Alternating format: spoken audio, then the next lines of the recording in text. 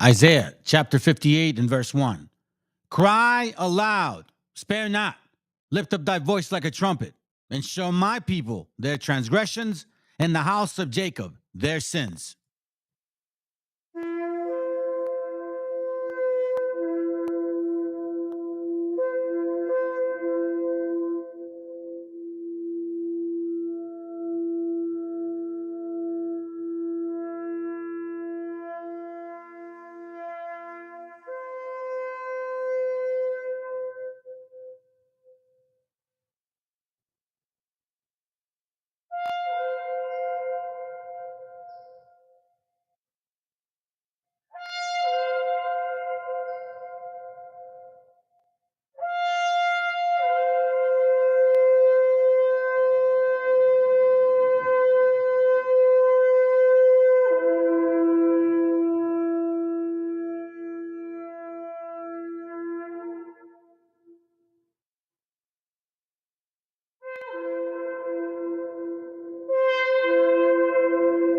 Copyright disclaimer. This content does not belong to Bible Chronicles or claim this intellectual property. The content provided today has and always will belong to the content owner. Bible Chronicles does not have any affiliation with the owner of this property. As mentioned, Bible Chronicles did not intend to make use of any material for the purpose of harvesting gain. However, Title 17 of United States copyright law states material in use can only be done when it's for theological or general educational purposes, and thus Bible Chronicles believes that this principal material falls under fair use, which honors protection under Section 107 of the same U.S. copyright law. El autor viene a decirnos con mucha firmeza y gran convencimiento lo mismo que nos decía en el siglo XVIII el barón de Holbach, ¿no? Un filósofo francés de origen alemán. Si nos remontamos al comienzo, entonces hallaremos que la ignorancia y el temor crearon a los dioses. La fantasía, el entusiasmo o el engaño los adornaron o desfiguraron. La debilidad les rinde culto, la credulidad los conserva, la costumbre los respeta y la tiranía los apoya para que la ceguera de los hombres sirva a sus propios intereses.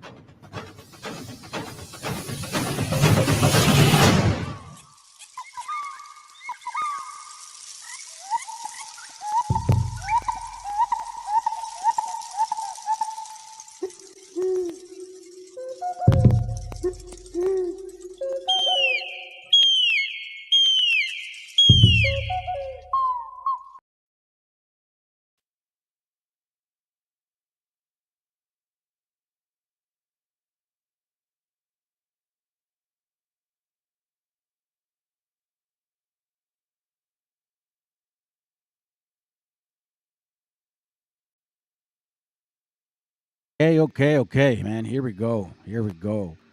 Appreciate you guys being here. What up, bro? Let me go through this real quick. Stop stealing our history, you damn wobbles. Hey, you're gonna find out. It's crazy, bro. And this is why I wasn't hesitating on this. I'm gonna try to be as kind of like in and out as much as I can, but I want to show you. This is reflection time. You see, hold on. Let me turn this down on the side because I try to monitor this to make sure it sounds good. Okay, so I know the sound's working. Perfect. There's this movie that had come out, a couple years back, family. Kind of forever. And it diluted the minds of many that were already diluted, and then it put an impression upon the others that like, hey, what do they mean by that? Somehow, some way. As a matter of fact, let me just say this, okay? Let me just go through it again. What's up, bro? How you doing? What's up, bro? Shalom. Buenos tardes. Sup, fam? Y'all got your fringes on? Will be revealed. Of course, I got my fringes under the curses. It's funny, man. Hey, what's up, Kwam? Okay, so let me oh shoot, I accidentally clicked on it. Might as well read it. 2 Corinthians, here's Corinthians. 2 Corinthians. Yeah, I'll go here. 2 Corinthians 3:18. But we all, with open face, beholding as in a glass the glory of the Lord. She's not very clear. Are changed in the same image from glory to glory, even as by the Spirit. So let me show you guys something. It says, and all of us, I should say, then reflect the glory of the Lord with uncovered faces. See that? And I'm going to say something. With uncovered faces also means with a clear conscience. That you're not, there's no vanity behind your interest in the Most High. No. It's a sincere, uncovered face. No facade, man. No facade. No mask. No fake shit. Nothing. All real. Relative. Relative is part of real. People seem to forget that. They say it's all relative. You mean it's all real? Now they think relative is just, it's all fake. In the same glory coming from the Lord, who is the Spirit, transforms us into his likeness in an ever greater degree of glory. Has nothing to do with the outside appearance, family, at all. Thank you for that, bro. Hopefully that's why you put that up. Because you know what, man? I'm actually glad you did. Let me see if it precepts on something that I'm thinking. Maybe it won't. So you guys, no, it didn't. Okay, well, it's in the same line. It's in the same line, family. You want to know why? Because of this. Ecclesiastes 12, verse 13. Okay. Well, yeah, hold on. Verse 10. I'm sorry. Where are you? Come on, man. I can't believe this. Oh, my bad. That's why. I'm so used to seeing it a certain way. But then now I'm going to get the translation. Okay. So Ecclesiastes 12 and 13. It's all relative. Let us hear the conclusion of the whole matter. Fear God and keep his commandments, for this is the whole duty of man. Now, apparently, some of you guys don't want that. No, you want to have covered faces. You want to have an image or this so high of intellectual understanding, and like you want to go deep on. Listen, I may show you history, but I don't go deep on these scriptures. I'm gonna tell you why. The wisest man to ever live wrote this here. After all this, there's only one thing to say. Have reverence for God and obey his commandments. Christians, hello. Vocab, hey. Because this is all that we were created for. Here, I'll give you another nice one too. I like this. Everything you were taught can be put into a few words. You see this, family? Everything into a few words. Respect and obey God. It's not complicated. That is what life is all about. This is what life is all about. But here we have a bunch of reaching ass mofos. I don't know. Me personally, I don't understand them. But today I'm going to remind you of your glory. In your patience possess ye your soul. And you're going to see how just the same shit they were, excuse my language, but I'm going to say the same shit they were talking about us, like underwater Mexicans. Remember that? Remember that? You remember that, right?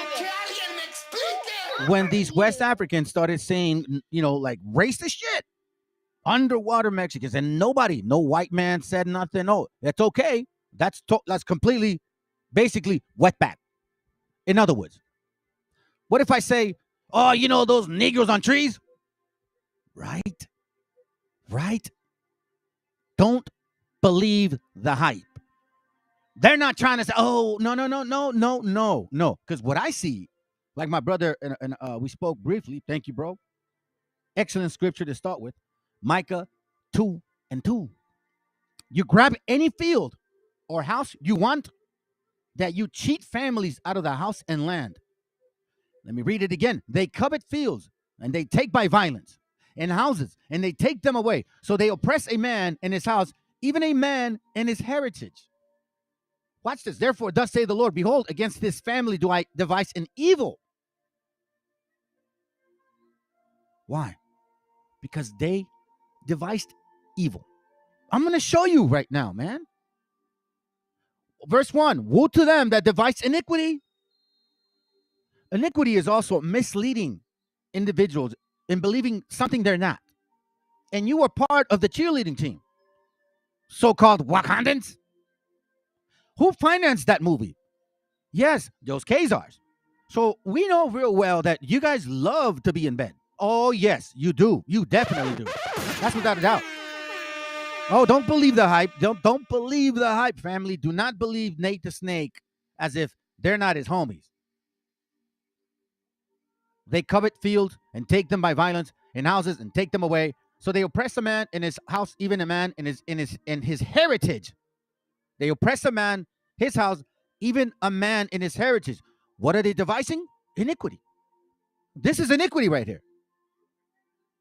You tell us that, oh, no, now you are the natives of this land? Oh, no, hold on. Now they got some other West African or whatever the hell you are. Now he's saying this is the original Egypt. Oh, and the pyramids. Oh, yeah, and those Mexicans didn't build that. They were savages. Again, I find it very striking that you people who supposedly read the Bible, and you see the smartest man in the entire ever to live, supposedly, on this land, on this world, Solomon. He wrote Proverbs. He wrote Ecclesiastes. All of that wisdom, he said in a nutshell, none of it matters. None of it. None of it matters. So all going deep on this science and numbers and balancing and history, and this is Egypt, this is the old world, and hey, look, they were black. Y'all are stupid. You guys think you're smarter than Solomon, and Solomon summarized it. I didn't have to do all that. Look what I did with the knowledge. I ended up having a bunch of bitches and hoes, because that's exactly what happened. That's all he ended up having. A bunch of women that misled him to believe something that he was not. Yeah. When you fall from the Most High and believe other gods, you at that moment are rebellious and you become a witch. You become your own God. He gave no reference to the Father. It was very simple. But you guys want to go far on these so-called historical ideas and findings and look. Oh, yeah, we created this and we created that. And then all of a sudden, me, my stupid ass beaner way, open up a book and start reading for the first time in my life. And then I find out that Wakanda doesn't even belong to Negroes. Bro, come on, man. Seriously, bro. No, Wakanda does not belong to black people. Sorry to tell you there, Afro Puff. And you know who I'm talking about, Dr. Whatever Umar? I'm specially reaching at you. Oh, I'm gonna smack you around today with your so-called degree. You ended up owing money, and it didn't lead you nowhere else, but just a foolheadedness of stupidity. That's all it is. That's all it is. Let's continue. Love this scripture, bro. Thank you so much, man, that you actually had a chance. That was the Most High, bro. I'll go for that. Good, woe to them that devise iniquity. Like which kind? Trying to take your heritage away. Trying to say that they're now the people of this land. Oh, all of a sudden now we were brought here on ships. Oh, wait. But the Bible doesn't apply to us. Make it make sense. Work evil upon their beds. Why? Those two are sleeping together. The Khazars and the Negroes. Oh, you damn right they are. Who do you think the Boulets are belonging to? Freemasonry, Eastern Star, those white lilies. You guys forget that? Remember I did a class on the whole historical African, seven God shit? It's connected to Islam. Oh, you think I'm going far? I proved it in so many classes. Oh, yeah. Hey, where's that school? Damn dumb swindler. Hey, but you know what? You're not swindling our gente. I mean, unless you stupid people are, but then that's your fault. That's your fault. Woe to them that devise iniquity and work evil upon their beds. Who finances these movies? Who financed the so-called movie, The Great Debate, and gave us this false narrative that Willie Lynch was real? Who gave him the money? Who gave you the money for Wakanda? Or did you not do the homework on Wakanda? Because it didn't take me long to start looking at it, and I'm like, wait a minute, that's our shit. So you talk crap about our people, about being in the movie, when it doesn't even relate the name to us. But now I know why it was meant that way. That's a hint, family. Wakanda applies to you. Wakanda never applied to Negroes. And I'm going to show you how. So let's continue. Let's keep making fun of these people here. Y'all are a joke. Keep laying in your beds. Stay asleep. Go ahead. Ask for reparations. I don't give a damn because I know what we're getting back. When the morning is light, they practice it because it is in the power of their hand. How? Remember, I showed you the video last class, and then they considered this the new Jerusalem, the new promised land. It wasn't just them. It wasn't just the white folks. It wasn't just the British gringos, the Europeans. No, not them. Khazars, too. The financiers. And then who used the muscle? We know it now. And they covered fields. Since 1848, how did they get all these lands? You started seeing a bunch of people moving to the west, and they didn't give a damn about our people. No. So that whole 1865 bullshit that, oh, it wasn't because of us, you guys wouldn't be having rights. No, actually, that made it worse for us. That made it worse because after 1865, you took our land from us. I mean, in 1848. In 1865, the land was already taken from us. What the hell did you guys do for us? It made it worse. Because then, all of a sudden now, blacks and whites for sure are going to vote. And you Mexicans, hell nah. Get in the back, beaners. That's the way it works in America. These are the people that practice it day and night because it's in their power. It is in their might to do what? They covet the fields and take by violence, whether mental, spiritual, especially physical. What are they doing now? Passing laws in Texas and Florida, which took white and black people too, to oppress our people, to take their houses and take them away. Because if you bought a house, let's say you didn't have papers, because at that point, remember, you guys forget about this, that back in 2004, people without papers were buying houses. You guys forget? And you think all of them lost them? No, some of them kept them. But guess what? Guess who got them just back? If those people did not get their papers fixed within, let's say, a 20-year gap, so to speak, I don't know. Guess what? They took that property back. You think I'm blind? And take them away and oppress a man in his house, even a man and his heritage. This whole land that we're sitting on here was never a Wedo land or a Negro land. Take that to the bank. You damn right. Check this out. Let's start looking at some examples here. Okay? Let's keep going. Matter of fact, see this idiot right here. This stupid idiot right here. And there's several of you that actually watch this guy. You believe what he says. So in this class or in this show, like Chicloso likes to consider it, I at least am willing to show you some facts, not just talk by strangers from other lands that are not from this continent. How is it that you come here and all of a sudden you gain this whole understanding? Go back to your country, to your continent, and see if you can figure them out. They need more help than we do.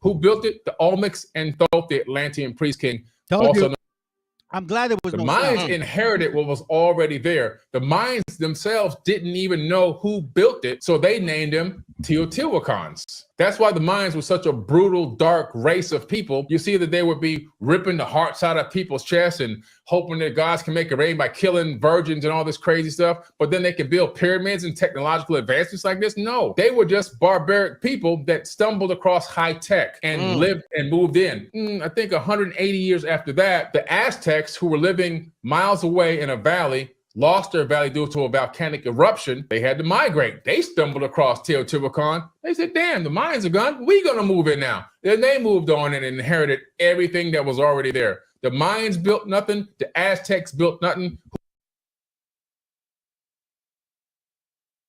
Who built it? The Olmecs and Oh, dear Jesus. both the Atlantean priests. You see, family? They say, now the Negroes say they built the pyramids. Hey, Negroes, why don't you build a house? Why don't you build a house? Start with that first. Show us that you can, as a team, as an like as a company, build one house.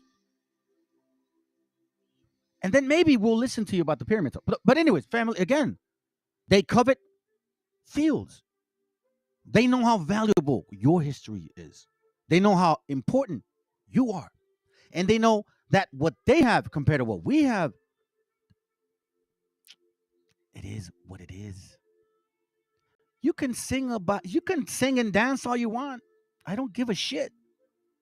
You still got to come to the land and physically take that shit. And that's how we're going to know who the real people of this land is. King, also known as Tahuti, Jehudi, but also over there he was known as Quetzalcoatl, Lord Pakal, Kukulkan, Viracocha, many names, but the same person. The Mayans in. See what I'm saying, family? So they put, again, but you know what? We got some dumb of our gente that believe this shit. Listen, Micah 2:2, bro, beautiful scripture to start with, man. Damn, that's great, bro. And they covet fields and take them by violence, and houses and take them away. So they oppress a man in his house. Listen, you already took our land, okay? You already came from Europe, took what wasn't belonging to you in the first place, all right? You already did that. Then you start passing these laws and make us illegal aliens, all right? So you oppress a man in his house. And now, even a man in his heritage, man, you must be outside your fucking mind. You must be outside that woolly fake-ass story that you gave us of Revelation 1 and 14. That's another stupidity one. Hey, Brother Al, if you got that scripture, man, show it. I don't remember it. I think you said it was Isaiah something, right? Isaiah or Jeremiah, something like that. I can't remember what call. It's like, dude, bro, for real, man. Let's continue.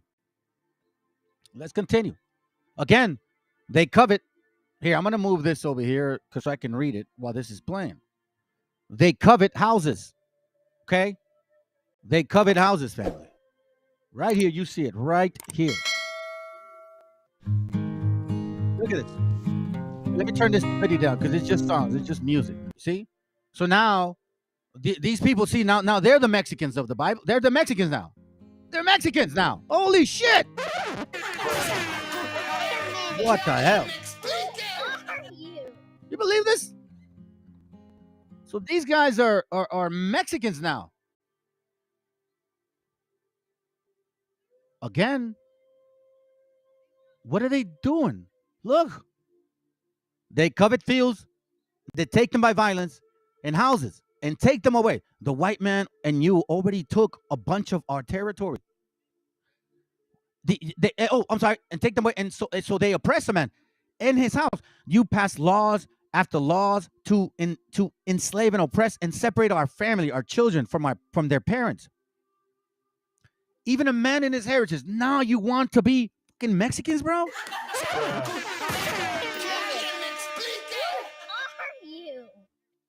You guys have absolute... Look, by the way, those are not even... Oh, my God.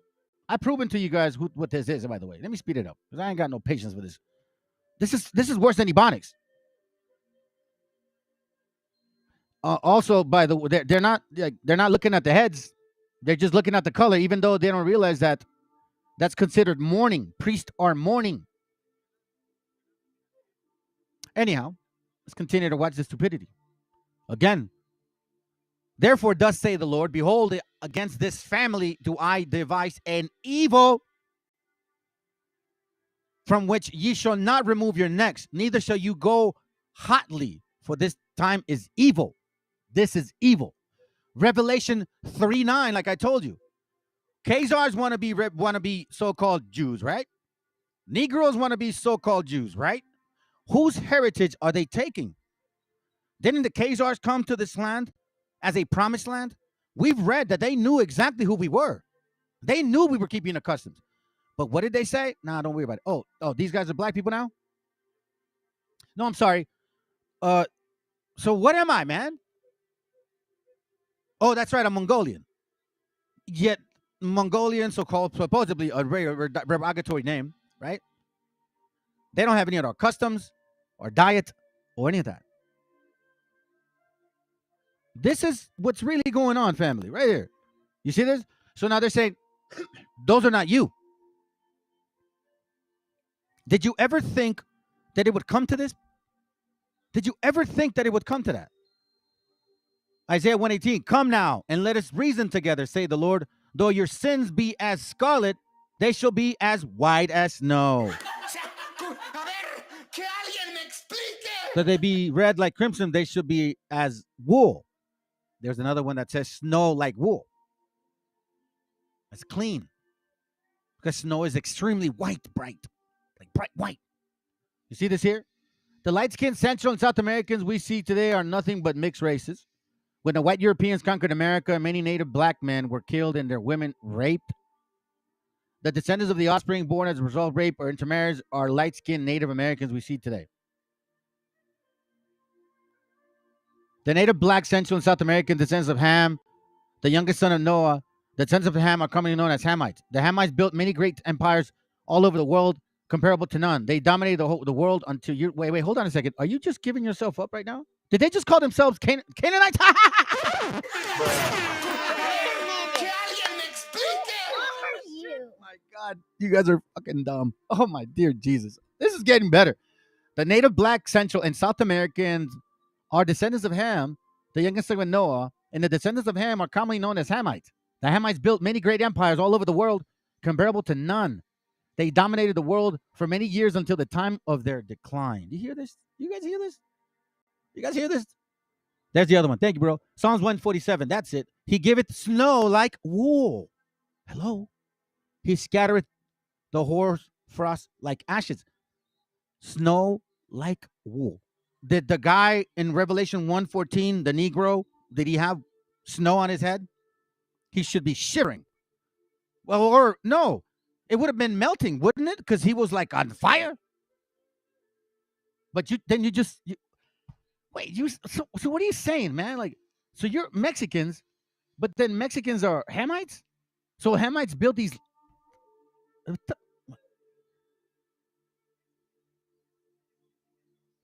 You believe this, family? I'm not lying. But a lot of you guys are asleep. You guys think this is funny. You guys, look, listen, it's no different for you that like supposedly into these 12 type chart stuff, right? It's no different that you were showing. Hey, mama. Thank you. It's no different. Thanks, honey. It's no different than when somebody's over here trying to supposedly tell you that they're the real people of the Bible. And let's say you are. No, they don't even know one, bro. Yo, bro. What's up, bro? Well, hold on a second. What did I say? Stop. Black Yahushai up there sipping red wine. We'll crack this guy open and come down and with him red eyes. You forgot the song. No, you forgot. He's gonna come down in a purple and gold plane, right? Gin and juice, lay back with my mom on my money and my money on my mind. That's what he says. Let's continue. Oh, there's more. But hold on a second. You know what? I want to show you this real quick. Because as I'm sharing Micah 2, right? I do recall do recall this. If you remember, way back then, right? It says, Exodus 1:10, come, let us deal wisely with them, lest they multiply. Are we not doing that now? Who is growing the most in America?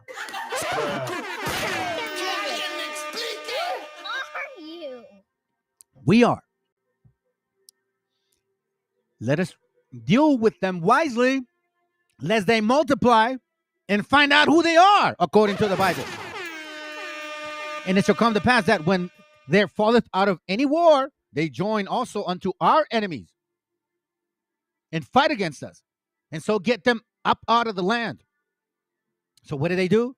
They bring idiots, people in media, these talking heads with wool. What do? Therefore, did they set over them taskmasters to afflict them? The same sellouts that we got in Central or South or in Mexico? You punk asses are going to pay for sucking the wells of these dumbass idiots. Or you that are in these 12-type chart rooms. Y'all are stupid. You came out of his nuts, bro. That's what you guys are saying, that you are their sperm. I don't know why you don't wrap that around your mind. Therefore, they set over them taskmasters to afflict them with their burdens. Oh, you know what? You're light-skinned. You're a mix. Maybe the Most High. Maybe you ain't Israel. You know what I mean? I mean, maybe you got to marry into that family, so then you may get salvation. You realize, excuse me, we got sisters in there getting married to these West Africans because they think that the woolly hair is going to help them. The nerve of them. The stupidity. The stupidity. Isaiah 3:12. As for my people, children are their oppressors. Yeah, these men are dumb. They're like kids. You know, they're like kids. They think like kids. They're not men. They think like kids. And women rule over them. Oh, my people. Women, you know, those Canaanites. Very emotional people. Oh, my people, they which lead thee, cause thee to err and destroy the path. Those are not lies. Check this out. Jeremiah 14:2. Judah mourneth, her gates languish, her people lament on the ground, and they cry to up Jerusalem, and the cry of Jerusalem goes up. You see that? It was mourning. It wasn't color. Like, for example, those pictures they were showing. That's what they do. They call them themselves. It's called mourning. But hey, what do I know, right? But like they did it before, they're gonna do it again. Check this out. I'll show you. Look, even I'll give you one example. One example in the New Testament. It's way back. Watch this real quick. It says here, now the next Matthew 22, 27, 62. Okay, watch this. Excuse me. And remember, secrets are revealed to the sons of the Most High. I didn't go to college. I didn't do very well in school. I hardly knew how to read in English. I didn't like reading. You know, DUI after DUI after DUI. You know, I'm a clean citizen now. Thank you very much. Appreciate that, all Father. But I don't deserve to be in this situation, this position. To know this, I don't deserve it. But I'm glad that I know, because now I learned to love our heritage and my gente, and I've learned to become a man. Matthew 27, 62. And now the next day that followed the day of the preparation, the chief priests and Pharisees came together unto Pilate, saying, Sir, like sometimes I get actually flagged on YouTube now. We remember that the deceiver said, remember what they said about, I remember when I left Purple and Gold, I was the deceiver. Like, I was wrong. I was bugging out. No, I'm wrong, man. You're bugging out. And I'm like, bro, I'm seeing history. Like, it's not lying. No. They decided to close their eyes. Okay. They're still banging on the white man, even though the black guy that's sitting next to them was there raping their girl while the white man was over there passing laws since 1492. You want me to lie? I'm not gonna lie. Shit. Hey, man, the scripture that says, Peter, I believe. I have it. That's right. I have it. I'll read it later. Let me continue. Saying, Sir, we remember that deceiver said, yeah, they called me a liar, that I'm a heathen. That I'm a liar. I'm lying. I'm just a racist. Okay. While he was yet alive, after 3 days, I will rise again. The deceiver said that, right? But here's an example. Command, therefore, that the sepulchre be made sure until the 3rd day, lest his disciples come by night and steal him away and say unto the people, he is risen from the dead, so the last error shall be worse than the first. Pilate said unto them, ye have a watch, go your way and make sure and make it sure as ye can. So they went, plotting, making sure that, hey, listen, I don't know if it's true or not, but even if it is, I don't give a shit. That's what they said.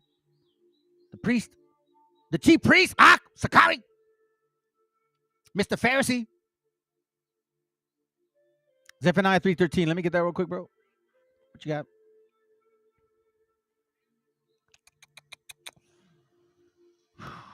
Let's see. Zephaniah 3:13. The remnant of Israel shall not do iniquity, nor speak lies. See, there you go right there. Beautiful, bro. There's no need to mislead. There's no need to mislead. Neither shall a deceitful tongue be found in their mouths. Why? Because we either are Israel or we're not. It's like you're either pregnant or you're not. You're not half-ass pregnant. You can't be half pregnant. You're either pregnant or you're not. My dad used to say that. Neither shall be a deceitful tongue be found in their mouths, for they shall feed and lie down, and none shall make them afraid. Meaning that I speak and I'm not worried about, oh, they're going to catch me. I got nothing to hide. They got nothing to hide. I'm showing truth. That's it. I'm showing our history. Whatever truth you want to listen to, whatever, that's up to you. You want to keep listening to these strangers from afar, from the end of the earth, who flew like eagles? Both of them did, together. That's why they're here still. That's why they're passing laws, looking at you like you ain't shit. Jeremiah 11:19. But I was like a lamb or an ox that is brought to the slaughter, and I knew not that they had deceived devices against me. Like, I didn't know they were really gonna go this far. Now they're gonna say now y'all are Mexicans, bro. Now you negros are Mexicans.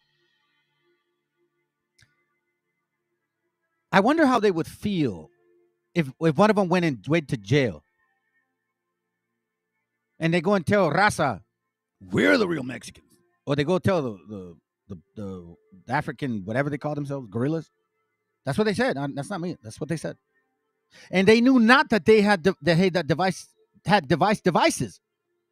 Damn, devices, man, like triple wickedness against me, saying, let us destroy the tree with the fruit thereof. Now I'm going to tell you something, family. There's no other nation in the world that when they deal with you, they say, bro, I'm gonna be real. I work with, this other people, man, but there's nothing like raza. They're just different. When people go to South Central America or Mexico or like one of our nice areas where it's not nice in regards to clean, just where our people are, they fall in love with the gente. Let us destroy the tree with the fruit thereof. They don't want that to come out of us. They don't want that. And let us cut him off from the land of the living, meaning our heritage, that his name may be no more remembered. Now, we didn't even build the pyramids. Family. Okay? That's what they're saying now. So we're just savages. The white man said it. Now you got a black guy saying it. We're savages. Proverbs 1:12, let us swallow them up alive as the grave, and whole as those that go down into the pit. We shall find all precious substance. We shall fill our houses with spoils. This is what they said. Cast in thy lot among us. Let us all have one purse. This is what they agreed upon. This is, in reality, Psalms 83, to be quite frank with you. This is Psalms 83. It literally says right here clearly, let us swallow them up alive as a grave, and whole as those that go down into the pit, dead. Revelation 11:8. We shall find all precious substance. Why? Because once we're gone or not thinking of how valuable we are, that's why they call themselves African American or American. And we're illegals in our own land. Now we're not even from this land. So they enslaved you, supposedly. You come here and you find out that you're from this land?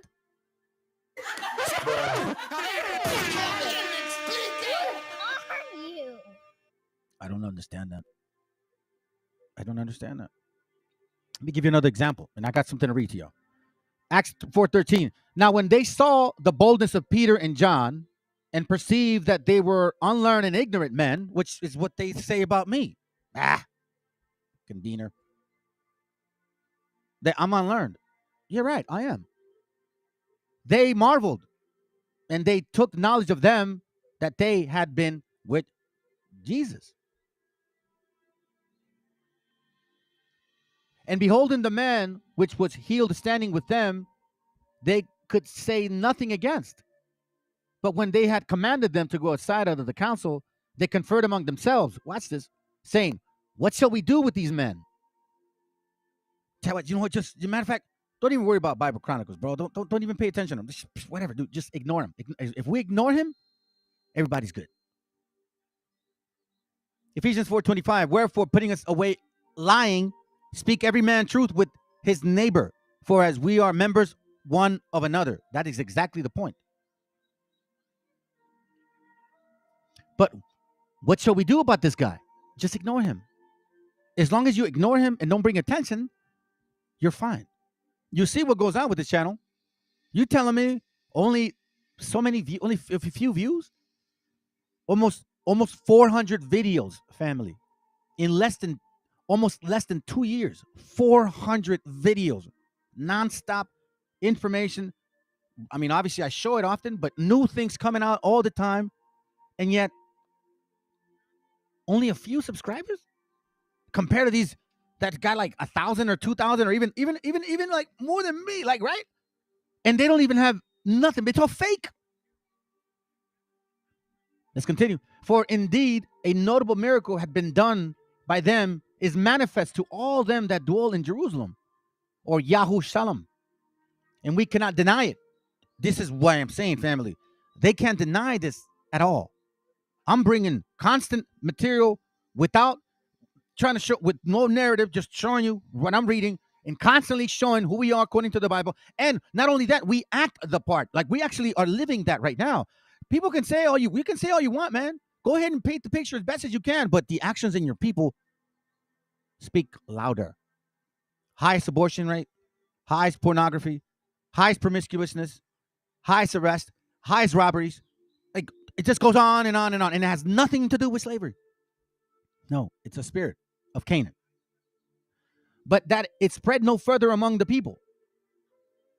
Let us straightly threaten them that they speak henceforth to no man in this name. So you'll see that this is going to happen.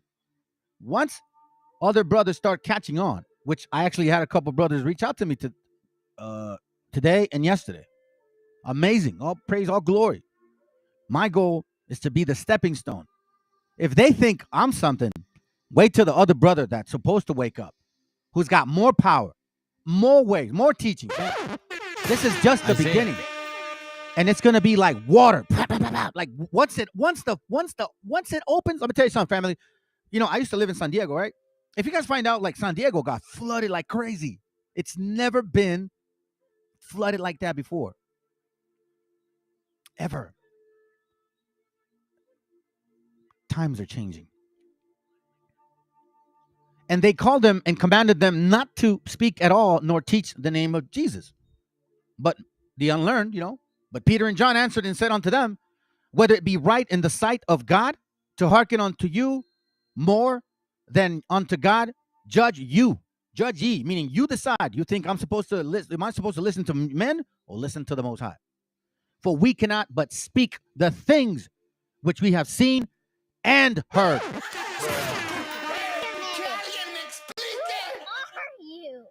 We have seen and heard these things, right? I'll give you an example. We read this before. these wobbles here. Apparently, they don't know how to read James the Deer. He clearly says, "Yeah, they're copper color, red color, sure. They and they delight in everything which they imagine may promote and increase it." You see that? You see that? This book. Excuse me. Sorry. Excuse me. Sorry. The history of the American Indians, particularly those nations adjusting to. You can see the style of writing of James the Deer. What year is that? I'm gonna try one for that. Let me find out. Let me see. 1776. Okay. Now let's go. So they're copper color. They delight. Listen, the Indians are of a copper color, of a copper or red clay color. I'm sorry, and they delight in everything which they imagine may promote and increase it. You guys cannot promote nor increase your color. You're either blackety black or wackety white. You light skinned ones, like the twins, they can't tan. They cannot get darker. They'll get redder. Guarantee you. We, however, can get lighter and darker throughout the season, depending on whether I'm in the sun more or not. If you can see, when I wear sandals, you'll see the clear distinction that I'm light skinned and also dark skinned. So, anyways, let's continue. I don't even have to. You guys already know. All the Indians are strong attached to and prejudiced in favor of their own color, that they think as meanly of the whites as we possibly can do of them. The English trader among them experience much of it and are often very glad to be allowed to pass on muster with the Indian chieftain as a fellow brethren of the human species. Okay? So we know in this book here, it talks about several things, like what they look like. The hotter the colder the hotter or colder the climate is, where the Indians have long resided, the greater proportion they have either of red, white, or color.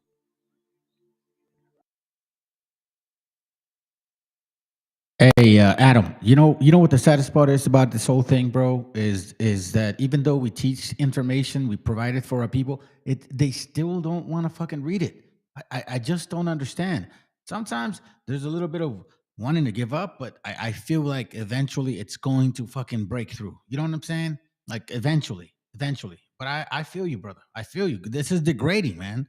They got fucking 12 try chart believing bullshit, bro. These fucking people from West Africa go to these other channels that are totally African main driven, chill out with them, talk shit, whatever, hang out. They don't do that to no so-called Hispanic, so-called raza channel. You guys don't fucking notice that shit? Don't tell me about lies, bro. I'm over that shit. Did you guys forget to read this? It's in page 2.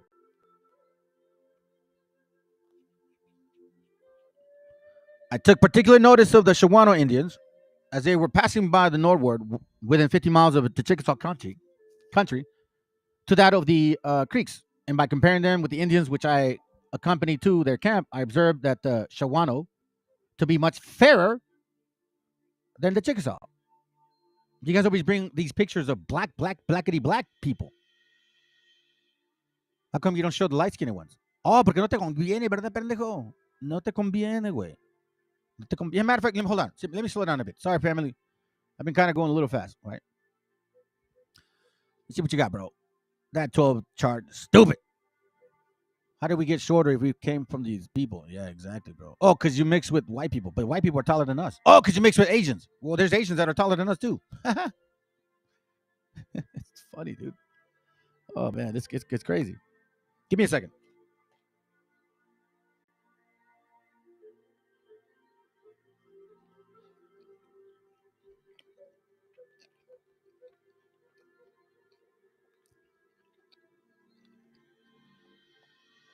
Sorry, hold on. I'm a little hungry, family. I've been working all day. All right.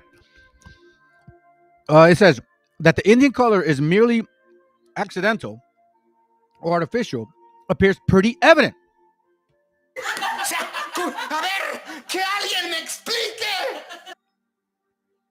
So let's examine that for a second. That the Indian color is merely accidental or artificial appears pretty evident.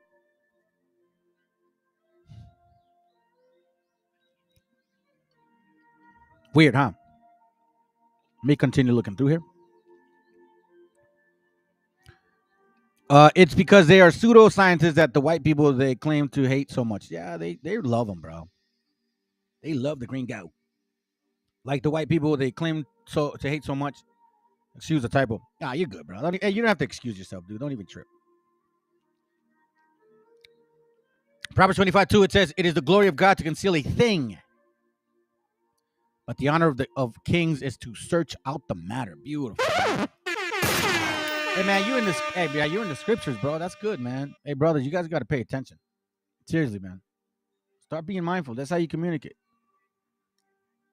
It says, "They will do no wrong. They will tell no lies. A deceitful tongue will not be found in their mouths. They will eat, lie down, and none will make them afraid." Oh, I see what you mean. Yeah. Yeah, you could see the translation's a little awkward on a couple multiple levels on that one, but it's all good. Eurocentrics say we came from an ape nutsack. Yep. Afrocentrics say we came. Hey, that's that's kind of funny, right?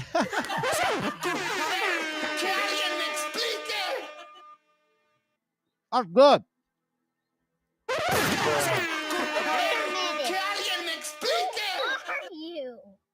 Hey, that's good, bro. Holy moly. That's actually a good thought. Chew on that for a second. The irony of that shit, right? The irony, think about it. The irony. Eurocentrics say we came from apes. Nutsack, correct, right? Afrocentrics say we came out of theirs.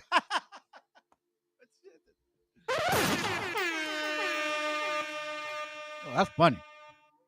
Man. Mm-hmm. Let me see. I hope that dude once told me, quote, when Pangea split happened, some black Egyptians stayed in South America. And that's how South and Central America got pyramids. I thought I heard it all. Yeah. Oh, yeah. The Greece used it because they wanted gun. They probably did. Greece. I wonder if that's where Cri came from, bro. I wonder if that's where it came from.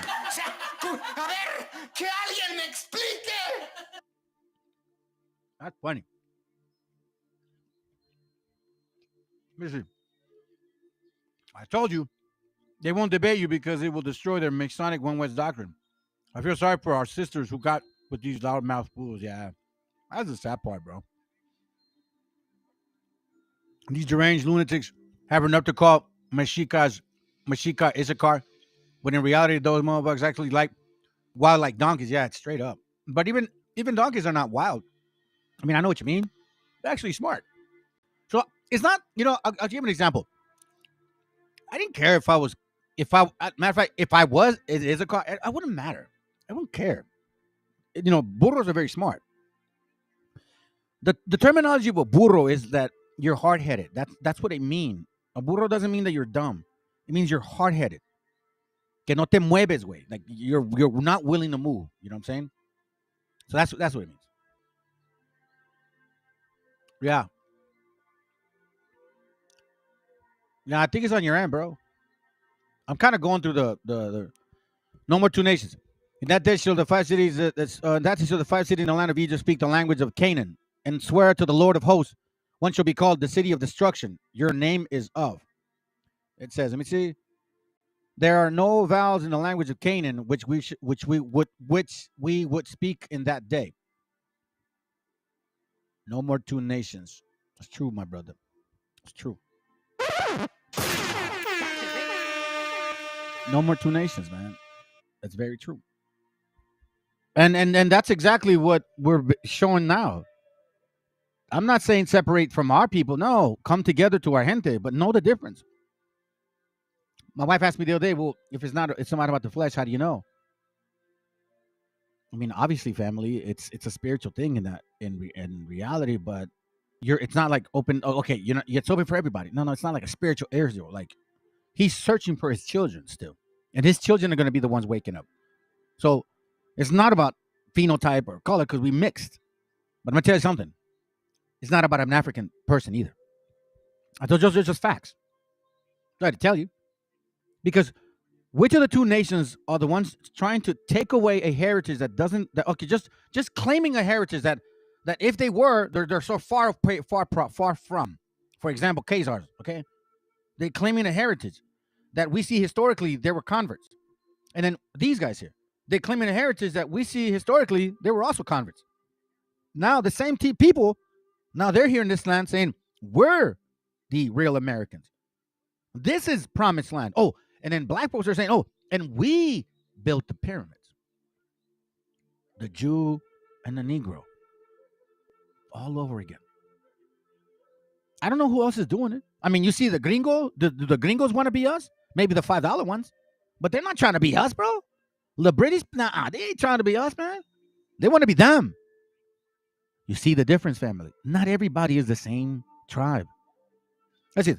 Besides their rights, their customs, as well as we shall presently see, prove them to be Orientalist, meaning from the East, right? For example. And that's why they don't read James the Deer? I don't know. Did you skip that too? And the difference of color among the human species is one of the principal causes of separation, strife, and bloodshed, would it not greatly to reflect on the goodness and justice of the divine being? Ignominiously to brand numerous tribes and their posterity with a color odious and hateful in the sight and opinion of those of a different color. Some writers have contended from the diversity of color that America was not peopled from any part of Asia or of the old world, meaning Africa too.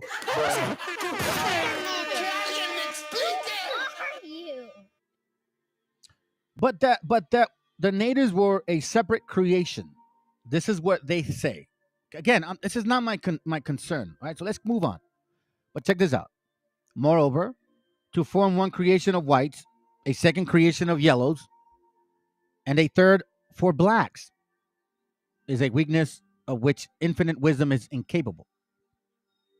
Here's to explain why. Because what we would do, here, watch this. Let me show you right here.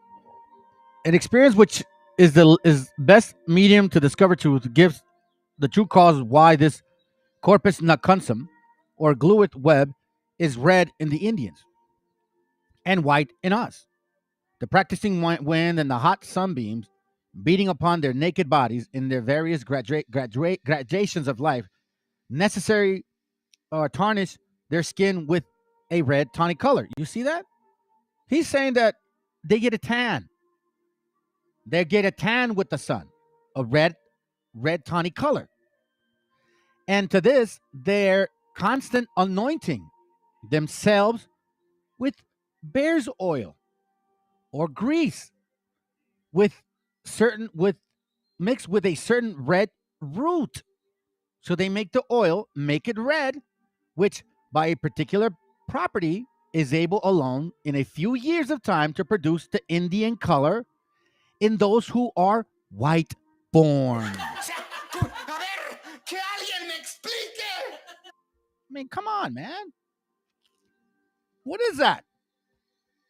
I'm asking, family. I don't understand. Are they not reading what I'm reading?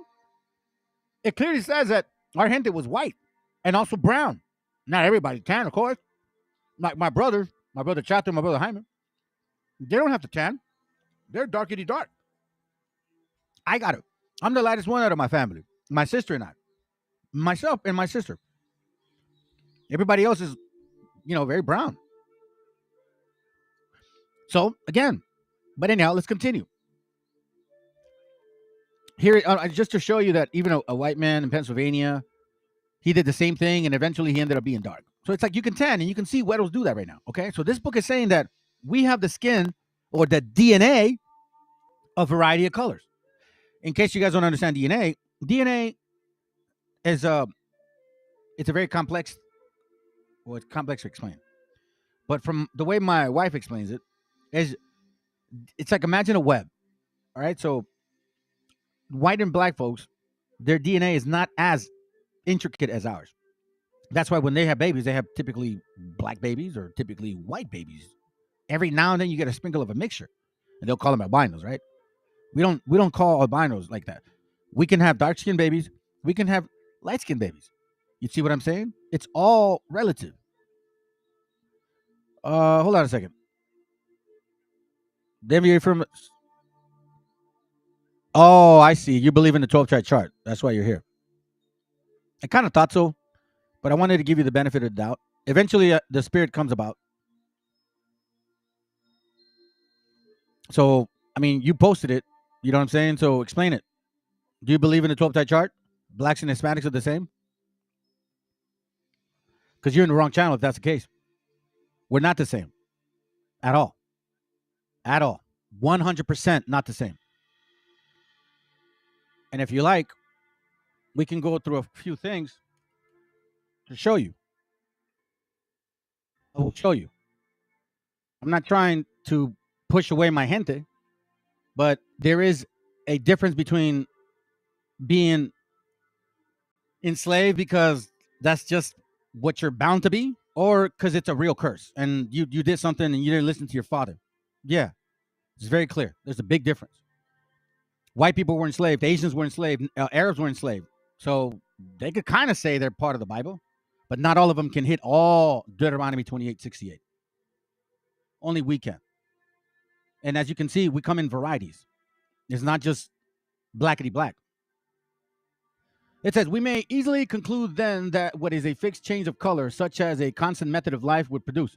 For the color being once thoroughly established, nature would, as it were, forget herself, not to beget her own likeness.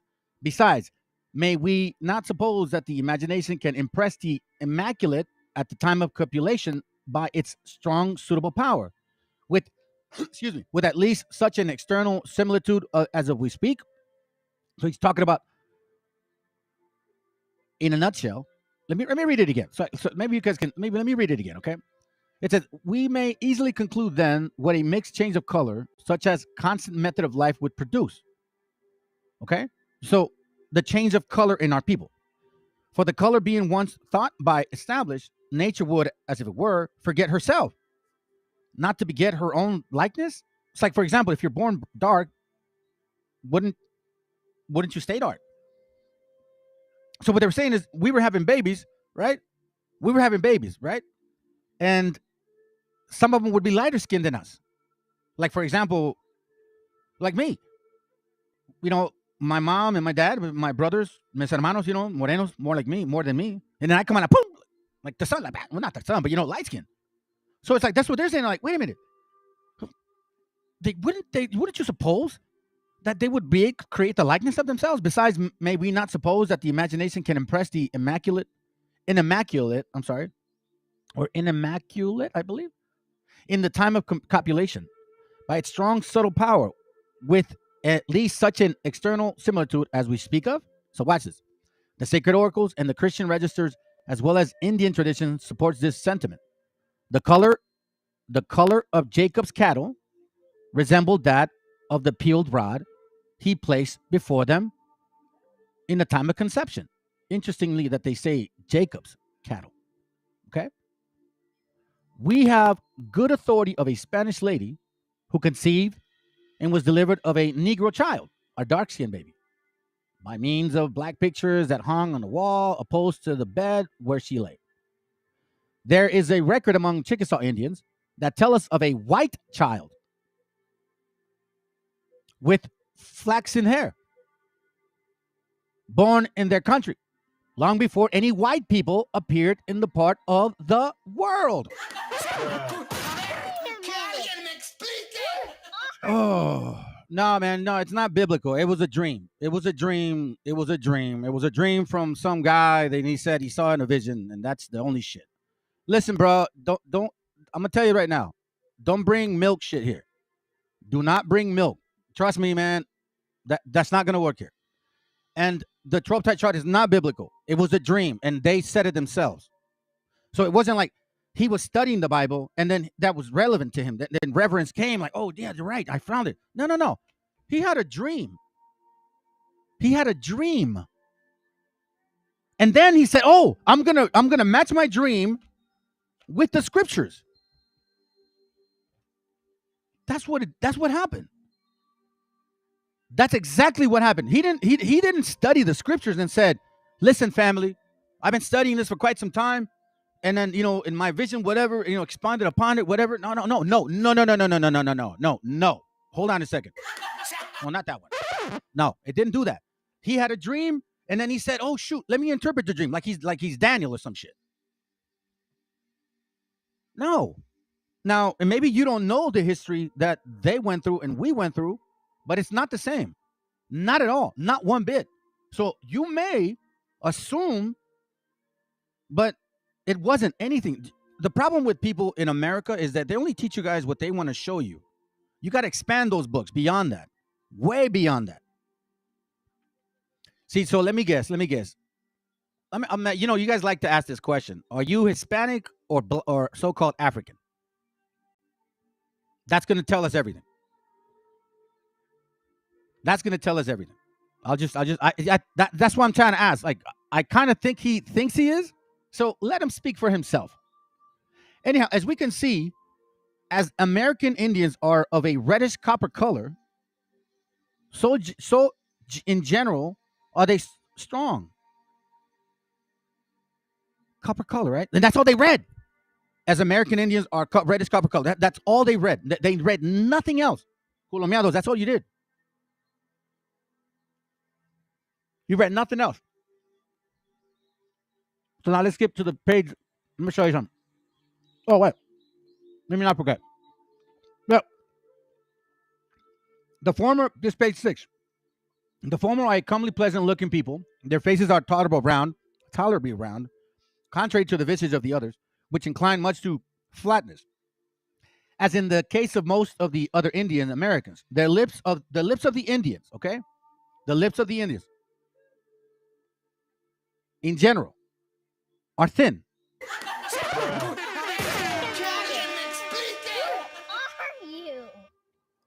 Family, I'm going to tell you something. I like music. You guys know that, right? So there's groups I listen to all across the world. And, there's a couple groups that I listen to, and they're from Spain, okay? I play them every now and then. Check it out. Most of them have, like, thick lips, man. Most of them have thick lips. Thicker than me. You know me. You see me. I don't have thick lips. I got thin lips. So, me personally, I've never seen a so-called African of the west side of Africa have thin lips, unless they were with white people. Okay, let's continue. Yeah, I kind of figured you weren't going to be honest about your color, man. Saying your color of the penny. By the way, that's not bronze. Copper is not bronze. I just want to tell you that, okay? In case you don't know. Let's read this real quick. Some ancient. Oh, here, let me show you this. This is so true. Just like Candace Owens, you know what I mean? Just like Candace Owens, man. Just like Candace Owens. They love to assume that they know us. Like, listen, let me tell you something, man. And no other nation going to tell us who we are from this point moving forward. No other nation at all. You're not going to try to tell us that we're of African descent, because that's what you believe, that we came out of your nutsack. Here, I'll show you. I'll show you what you believe in, okay? Again, man, first you guys got to really, really sit back and understand what you're doing when you're coming to this channel and saying those things. Here's what they teach. 1 Corinthians 15:50. Now this I say, brethren, that flesh and blood cannot inherit the kingdom of God. Neither do corruption inherit incorruption. Because if you believe this doctrine, then you're still in the 12-type chart, regardless of whether you're in a camp or not. It says here. For flesh and blood cannot inherit the kingdom of God, neither doth corruption inherit incorruption. So here's the facts. Whether you are of a camp or not, you believe in the chart, okay? What they teach is that we look this way because we are corrupt. That's exactly what they teach. That we mix with the other nation, the white man, and that's why we are light-skinned. Or we don't look like you guys. That's what they say. So we're corrupt. You guys are not. Behold, I show you a mystery. Oh, hold on a second. Listen, Ak, come here. I'm going to show you. You're going to be powerful one day. Oh, and you know what? You don't look like me, though. It's all good, homie. You're going to look like me when MESHIACHA returns. Watch this. Behold, I show you a mystery. We shall not sleep, but we shall be changed. We shall all be changed. So, if you're like a little dumbass paisita and you want to fit in, ay, ¿a poco sí, güey? Yeah, that's exactly it. No. I believe that our brothers are also dark skinned. Not at all. Now, I'm going to say this, man. I'm going to say this. Before we continue, because I'm not going to go against, I'm not going to attack you, bro. I'm not. But before we continue, and don't post for your sake, okay? Because I think we can come to a good agreement, but it depends on your spirit, okay? Watch some of the classes that I've shown. I clearly show that our people did mix and that we do look like a variety of people. But what I don't want to start assuming or having my gente assume that we came out of black folks, and that's why we look the way we look. That is no different than white eugenics. That is no different. It's the same thing. It's the same thing. It's the same exact thing. So that's why I'm standing.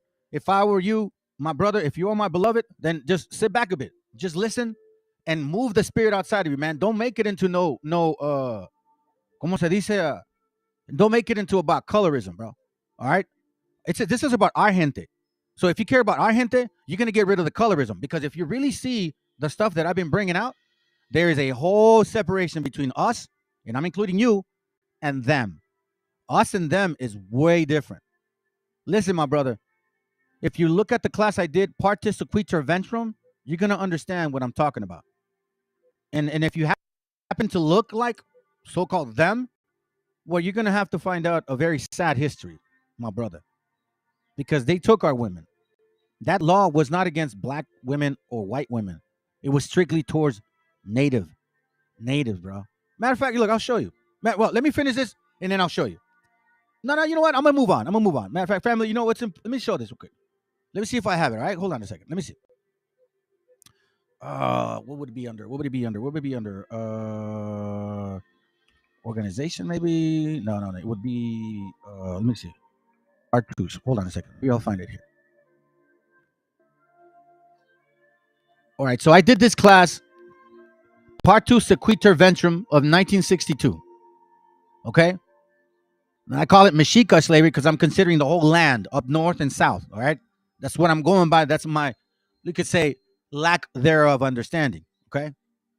So now, this right here is one example of what I'm talking about. You see this man right here? It's a black man right there. These are white folks. And that's our sister right there. Partis Sequitur Ventrum was targeted towards our sisters. It wasn't targeted towards them at all. Now, did they get a piece of the puzzle? Yeah, of course. Now, I'm not gonna go that route, bro. I'm just trying to help you here. I'm just trying to help you, man. If you're listening to what I'm saying, bro, I just told you, you know what I mean? Watch the other classes I've done, and you'll see what I'm talking about.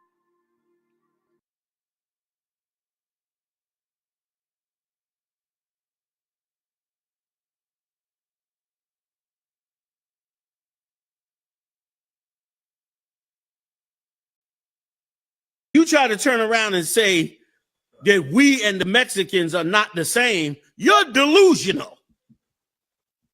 You are delusional.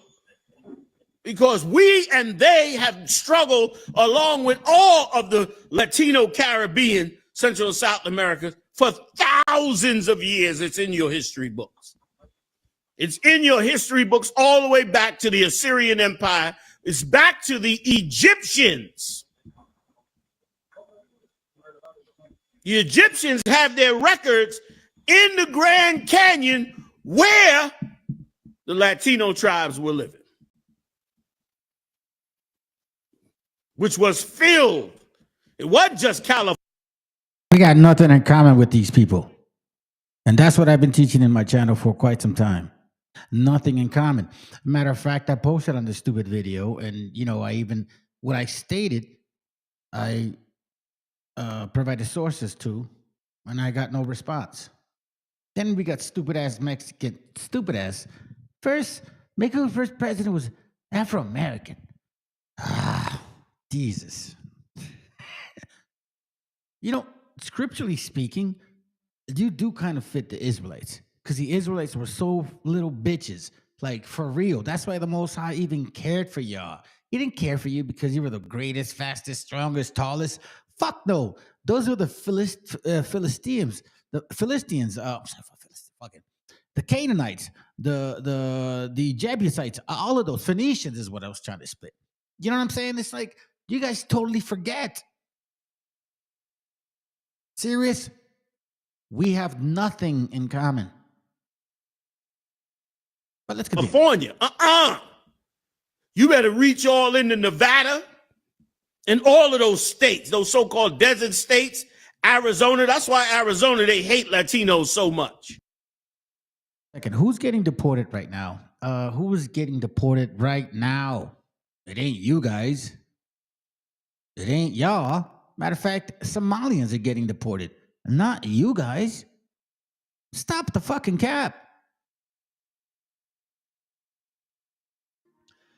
Let me see if I can find the picture here. Is it this one? No. Hold on. Just real quick, and then I'm gonna move on. I'm gonna move back to the topic. No, that's not it. Give me a second, family. ¿Cómo le nombré, güey? Shit. Oh man, I probably don't have it. I can't remember the name. Fuck. Let me see. Anyway, you know what? Just watch the class, bro. Seriously, man. Just check it out. The Quiche Reliefs. I'll check them out later. But anyways, just in case you don't know, this is what they teach. Okay, just in case you don't know that this is how you're gonna become like black again. So what they're saying is that if you're so-called a Hebrew, then the only way that you're a Hebrew is that if you were black, like African. That's what they teach. We don't do that. Here's why I'm reading this. It says some ancient historians were ignorant. Others prejudice, which is what I'm finding. Some searchers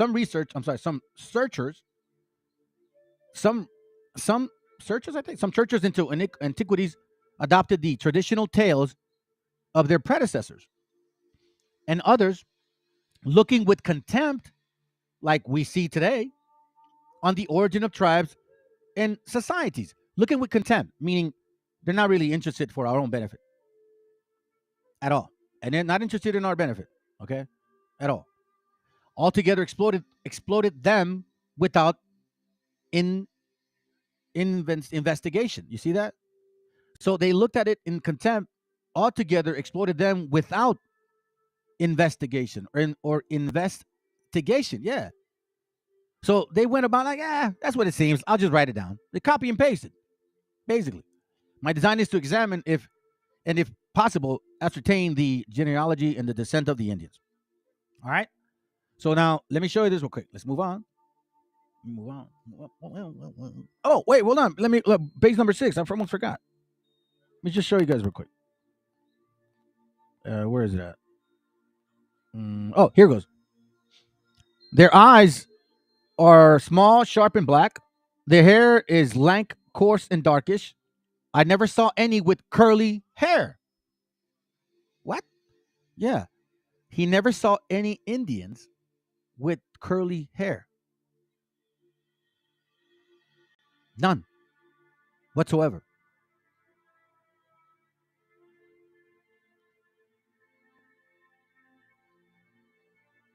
That's milk. Let me see what you got. Veggie. Let me see the word. I'm not familiar with that word. Vegetated?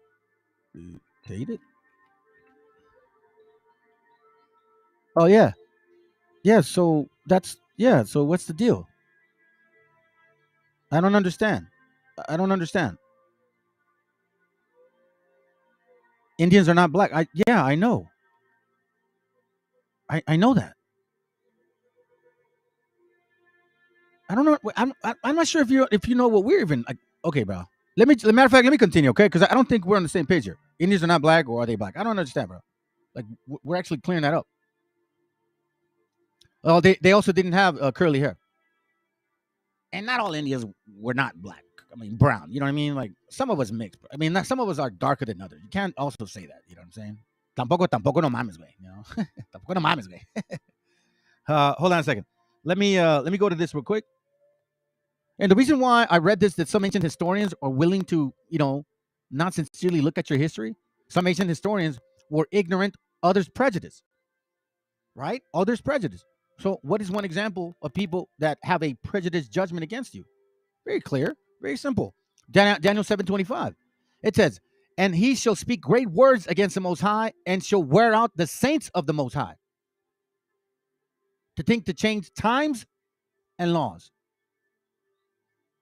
understanding, and their time. Meaning us boss on the bottom and they're on top. Times and laws, their customs, their ways is their time. Remember the scripture that says they got but about a short time? Exactly what it is. And they shall give unto his hand, and they shall be given unto his hand until a time and a times and dividing of times. Once again, we go back to this.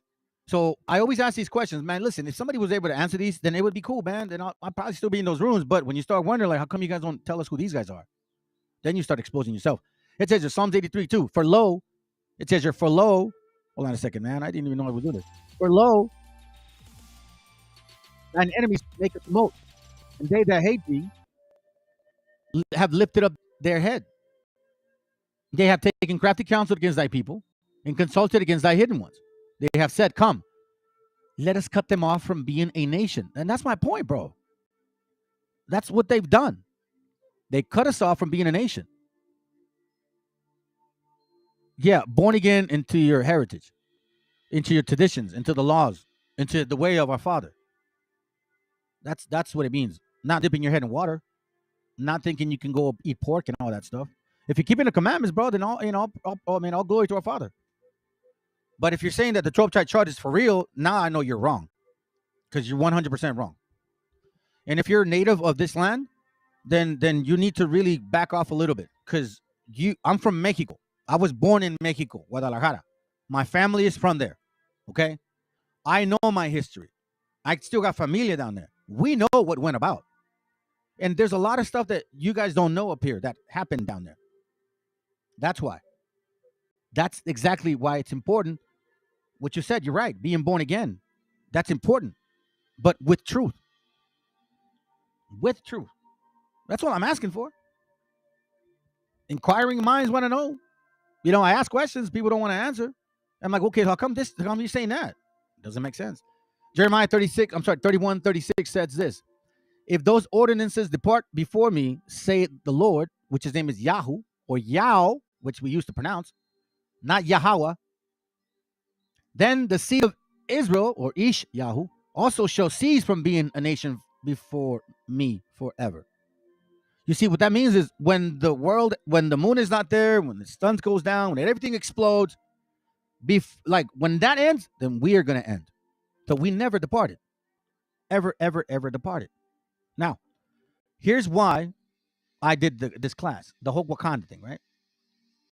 Now, when I first heard these people talk, man, it made me mad. But I was like, but it's not our history, right? That's what I thought. So let's listen into stupidity.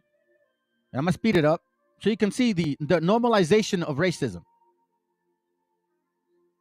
The normalization of racism. All right, let's go.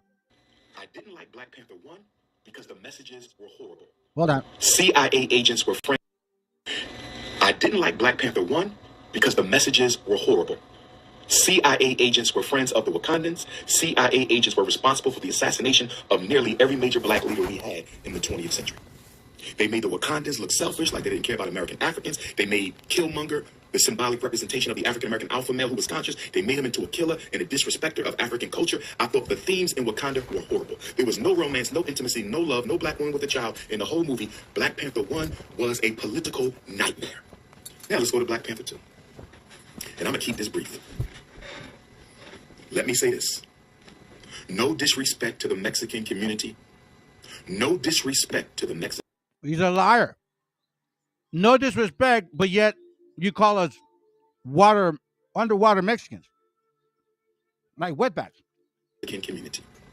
No disrespect to the Mexican community. You have a right to your own heroes, and Mexican children have a right to see their heroes in their own image. I totally support the right of Mexican children to see heroes in their We are underwater Mexicans. What about watermelon Negroes? What about that? See, there's always a way. You see what I'm saying? Always a way. So respect to the Mexican community. With that being said, I did not take my children to see Black Panther 2 so they can watch Mexican superheroes whip the shit out of black superheroes. I'm gonna say it again. And I don't care who don't like it.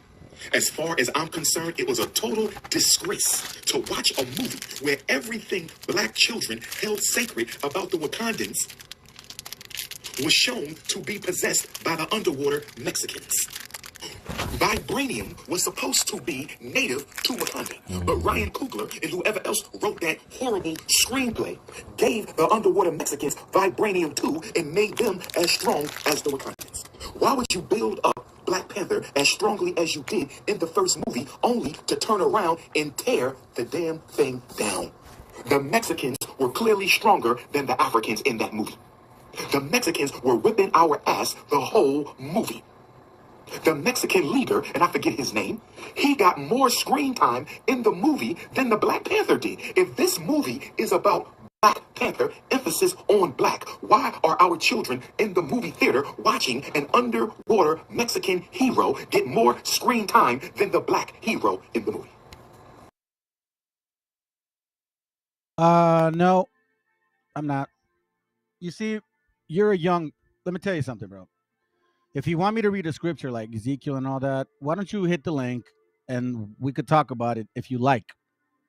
But then don't get embarrassed when I start embarrassing you, and don't run, because I'm gonna go straight to the scriptures in Deuteronomy 28, and I'm gonna hit you hard, and you better answer it, or you're gonna embarrass yourself. That's why I keep saying, sit back, be quiet, and listen, man. That's what I'm trying to tell you.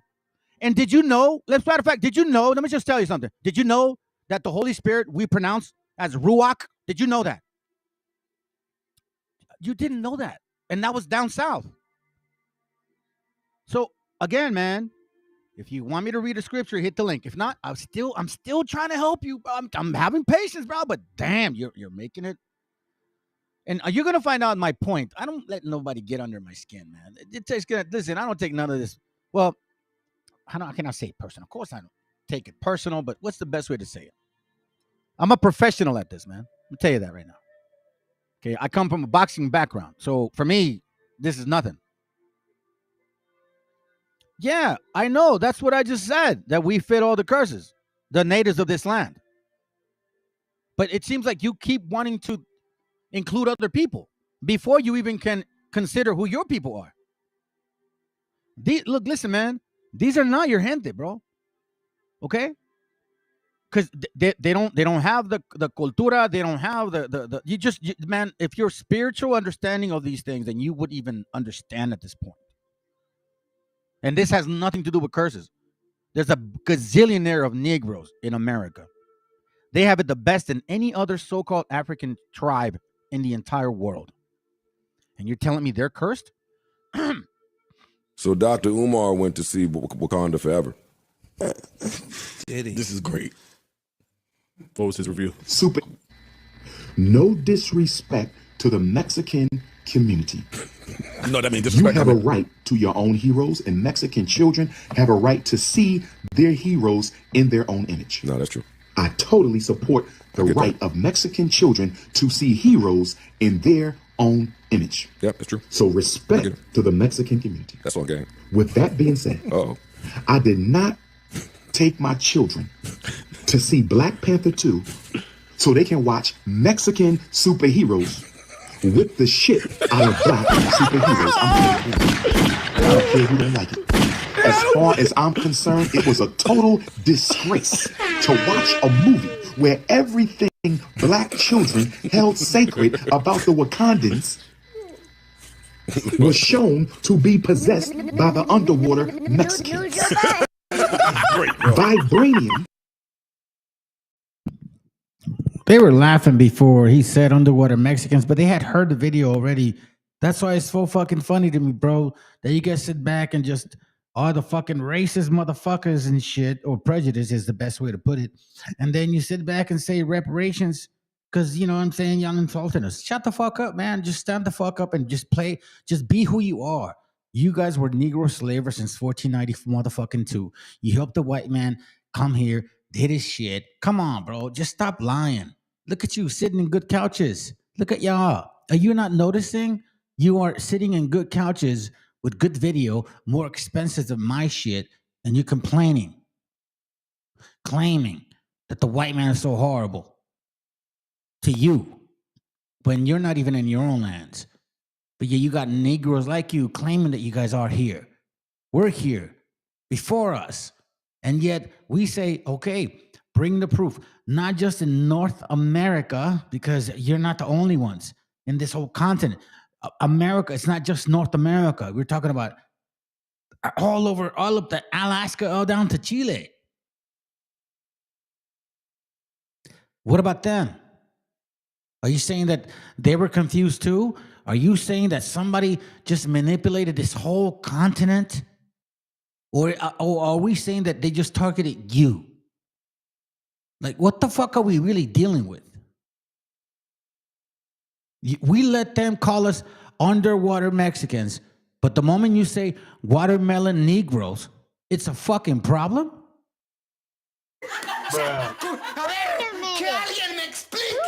Let me remind you, West Africans, okay? Because you're not African, you're not Americans, you're not natives, you're West Africans. The Wakanda bullshit that you guys created is not even from over there. That's why I did this class, and I did this class like 2 years ago. And that's why people leave my shit. See, I try to show videos about what I've done in the past because I don't really want to bring it up no more. It's not even important to me. But I know that a lot of you guys who subscribed have no idea that I did this video. I debunked Wakanda forever. Just like I've debunked the Willie Lynch letter. I've done that shit. And no one has ever pushed back. Do you guys ever wonder why? I've debunked the Willie Lynch fucking letter. Never had nobody debunk it. I've debunked Wakanda forever, being of African origin, and no one debunked it. Do you guys ever wonder why? Does that ever occur to you? Was supposed to be native to Wakanda. But Ryan Coogler and whoever else wrote that horrible screenplay gave the underwater Mexicans vibranium too and made them as strong as the Wakandans. Why would you? You're waiting for that shit. So as you can see, it's all nice and jokes, huh? They're just jakes. Let me assume, right? They're just jakes. I mean, I don't know, man. You know what I'm saying? I don't know. Let me show you something, dude.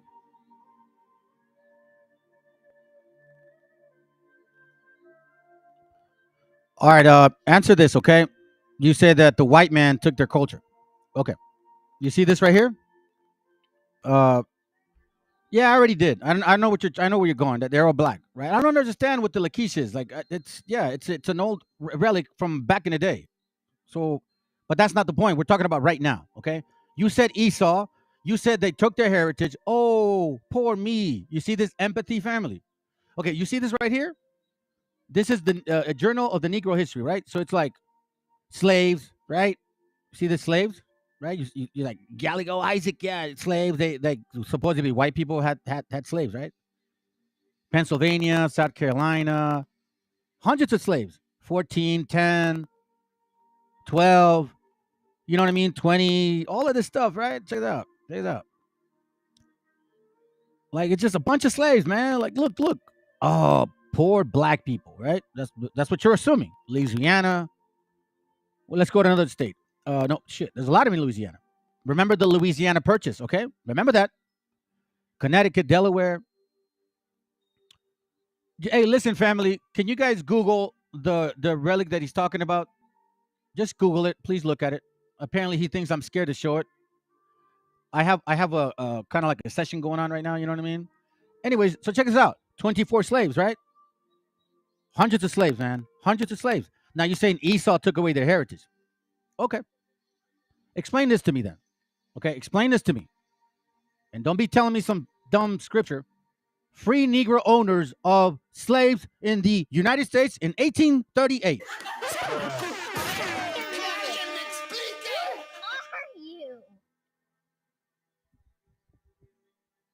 Explain this to me. Free Negro owners of slaves. Since you want to defend them so much, you're defending them more than you're defending your own gente. So as of right now, I don't care what you think you are. Based on your spirit, you could be them for all I give a damn. Because you can't explain this. Explain this to me. Free Negroes. Wait, what are you talking about, bro? Free Negro owners of slaves in the United States of America.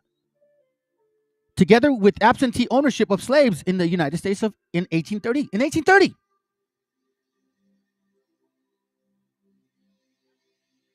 That's, so you see, family? You see this, family? That's 200 years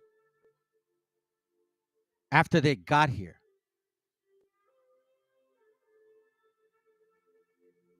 But see, that makes no sense now. You, with your 12 tribe belief, I'm scared you haven't hit the link. That's how stupid you are. That's how dumb you are, man. I'm gonna start calling your names out because you're being a child. I told you, sit back, listen. But no, sigues de pendejo, güey. You want to hit the link, bro, because I want you to explain this to me. Because then I'm gonna go through Deuteronomy 28, and I won't get out of that chapter.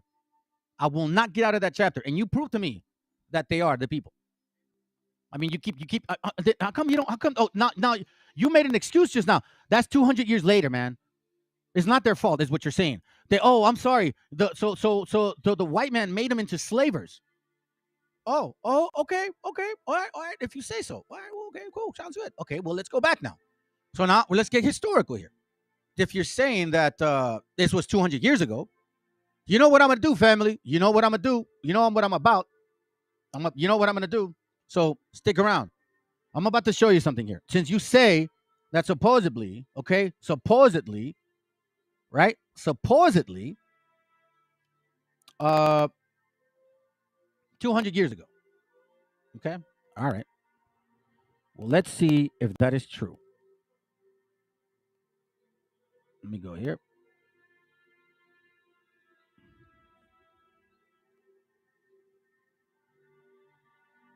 Black Society in Spanish Florida. Okay? It's not the book I'm going to bring out.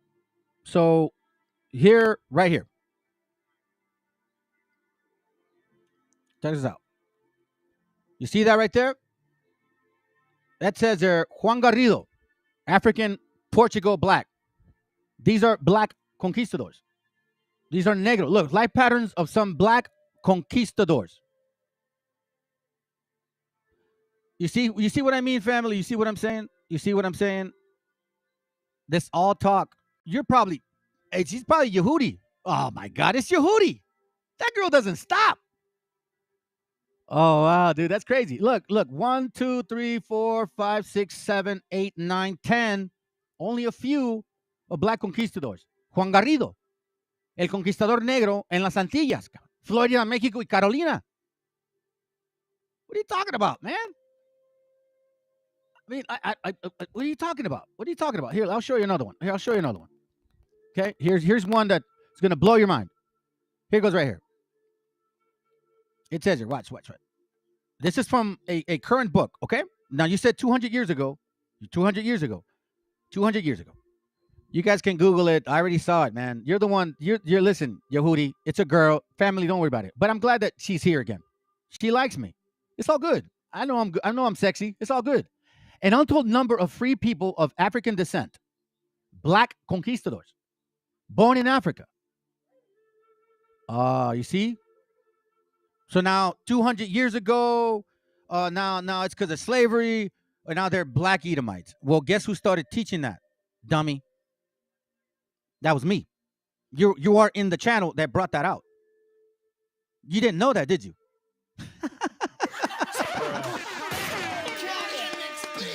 Oh, family, you see what I'm saying, man? This is beautiful. Let's read. An untold number of free people of African descent, black conquistadors born in Africa or in the Iberian Peninsula, also accompanied Spanish conquistadors such as Hernán Cortés and Ponce de León. So if they're black Edomites, how do you believe the 12-type chart, Ak?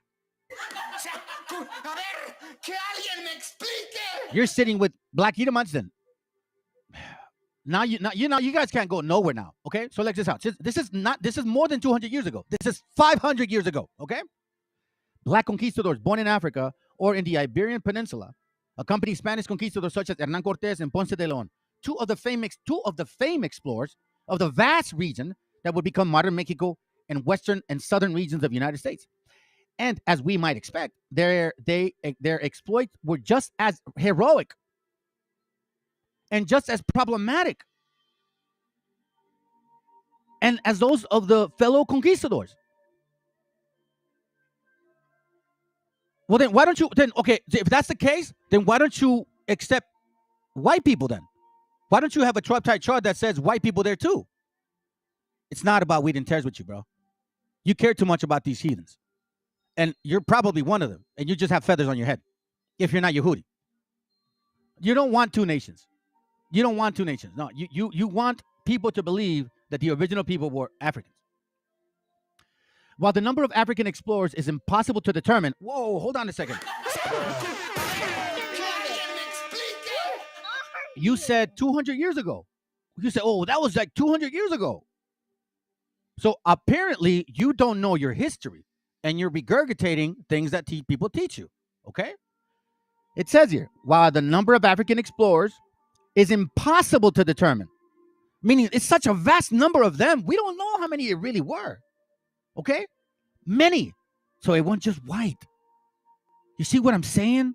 It wasn't just white. It was white and black folks.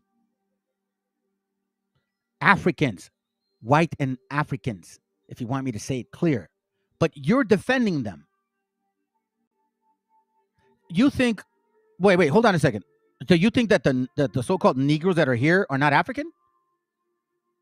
Is that what you say? That Noah has 3 kids? So you want to say that they're Shem, not Ham? Is that what it is? Oh, this is getting better. This is getting better every time. Let's continue. They participated in some way in virtually all of the Spanish expeditions in the New World in the 16th century. These black, hey, like Culo Miado says, black. Chijoto way. These black conquistadors set an example for subsequent racial relations throughout the entire Spanish colonial experience, just like you're doing right now. This has changed your experience. If you are our people, then you're lost, man. Living their daily lives with degrees of complexity that rarely would be achieved by black men and women in the early English settlements in the Caribbean and in North America. Indeed, wherever Spain set its flag of conquest, Esau, okay? In the Americas, Africans helped hold the pen. They participated in the exploration of the lands that would become modern Mexico, Costa Rica, Honduras, Panama, Venezuela. So what are you talking about? So now Deuteronomy 28 is out the door. Way out the door. Completely out the door. Here's more. Since you say that, oh no, you know, it's not, no, there are people. No, they're not. Look, check it out. There's another book. Sure. January 1, 1863, President Abraham Lincoln signed the Emancipation Proclamation, thus initiating the legal process to free the slaves in the rebellion southern states and eventually to eliminate chattel slavery in North America. The ramifications of Lincoln's proclamation affected not only thousands of white slave masters, but hundreds of black culomiados slave masters. In Charleston City, for example, there were 91 free black masters who owned 268 slaves. This was in 1863. Remember the book, 1830? Imagine how many more they had before. Because they knew it was coming up. Okay, so check this out. There were 91 of them. They owned 268 slaves. And when President Lincoln signed that historic document, upon the conclusion of the Civil War, more than 75 black masters in that city were instructed to free their slaves, who numbered 241 bondmen.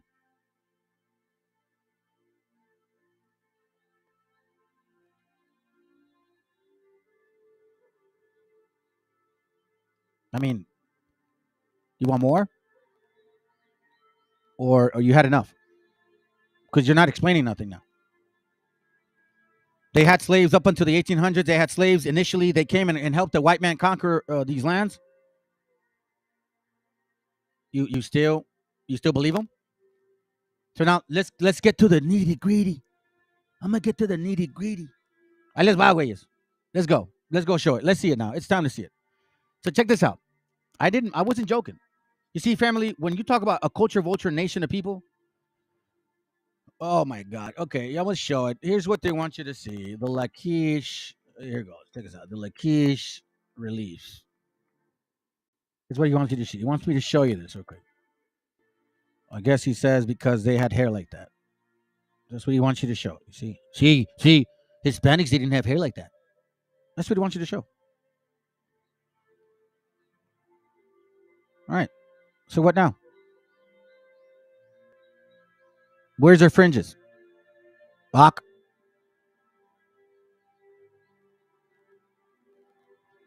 This guy has fringes.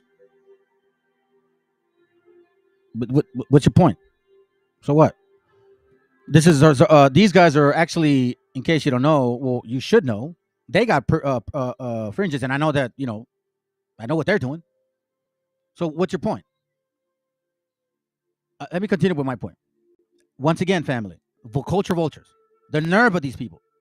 You guys need to pack up your bags and go back to Africa, man, for real. Because you want to know something? You don't belong here. You don't belong here at all. I'm gonna show you something, family. You think I'm kidding?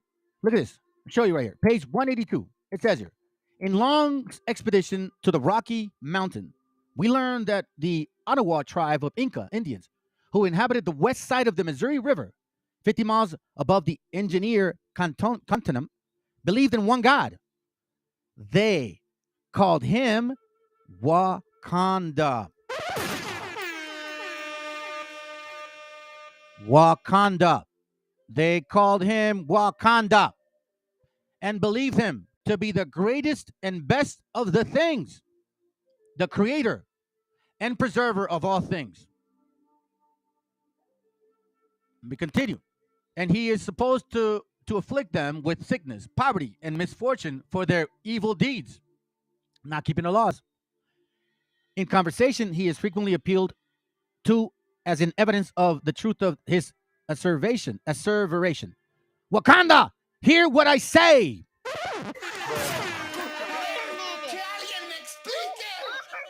Who is the real culture vulture, Dr. whatever your name is? Who sits here and calls us underwater Mexicans when in reality, you Africans of the western side stole this shit from us?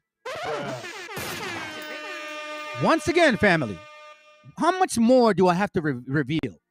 Black conquistadors, Habakkuk 1 and 5, 1 and 8. I mean, I could go. The list goes on and on and on and on. The transatlantic, Participitor Ventrum. All of these things are coming about. Listen to this. It's not even over. Their gods, the name of their god, okay, is remarkable. Wakanda. Not a black god. Not no black history. Okay, because apparently Umar is all offended. Like, oh my God, you guys affected our children. They really have this value. No, matter of fact, this is not an African thing. I don't understand. Why didn't you guys read? You guys didn't read? You wonder where that name came from? There's no Wakanda in Africa. Not one. Huaconda, cabron. Not African. So in reality, we want some of that money that you guys made. Matter of fact, you're making a merchandise of your own gente and out of our expense. Do you realize that? Again, family. Again, I tell you. People can come here and talk all the shit they want, but they can't prove a damn thing. Revelation 3:9. Behold, I will make them of the synagogue of Satan, which say they are Jews and are not, but do lie. Because they don't have the necessary power or might like the ones in Revelation 2:9. Let's continue. The name of their God is remarkable. Wakanda. And has been shown in the body of his work that various of the Indians call Yahweh or Yahiwa, like how they say, right? Ale, Yah, or Wa, doubtless from the Hebrew name Jehovah. As you know, that's not correct. It has been shown that these syllables, which compose of the name of God, are compounded in many Indian words. So you see, family, how they even try to steal our heritage and claim like, oh, it's an African thing. There's absolutely nothing sweet about you guys, but there's so much beauty about our gente, man. That's northern and southern, okay? The northern part of these continents and the southern part, which includes you, no more two nations if you are gente. But I don't know, man. Kind of think kind of think you're not. But again, I may be wrong. It's not up to me. It's up to the Most High.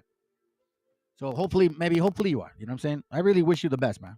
If you're not, you're gonna pay. Here we find fact. Here we find the fact. This is a fact that Wakonda was our tradition, our people, our heritage, our names. That's what it means. Not no African crap. Hey, Dr. Uman, Shakid Reed, or whatever your name is, please, somebody forward this class to them. Please, somebody do it. Somebody do it. Let's see what they got to say about this. And I'm going to show you some more stuff. Okay? Wakanda. The last syllable of the Indian Yehovah. Wakanda. You see? Yahoo or Yahoo Wakanda. Yahuwakanda.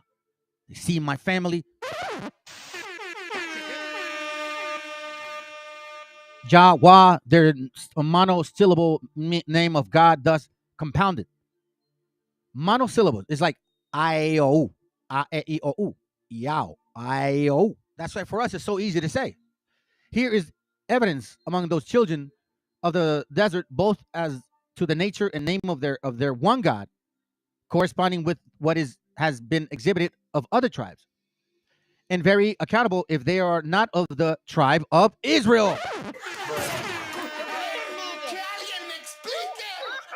That's why they want your name, they want your heritage, and they act like it's theirs, and blah, blah, blah. And they bring people like him over here that may be confused, maybe, or maybe you're just one of theirs. You know what I'm saying? I don't know. I don't know what your spirit is.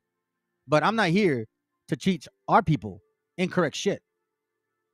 Because every word is, every idol, everything I'm saying is being written in the books right now.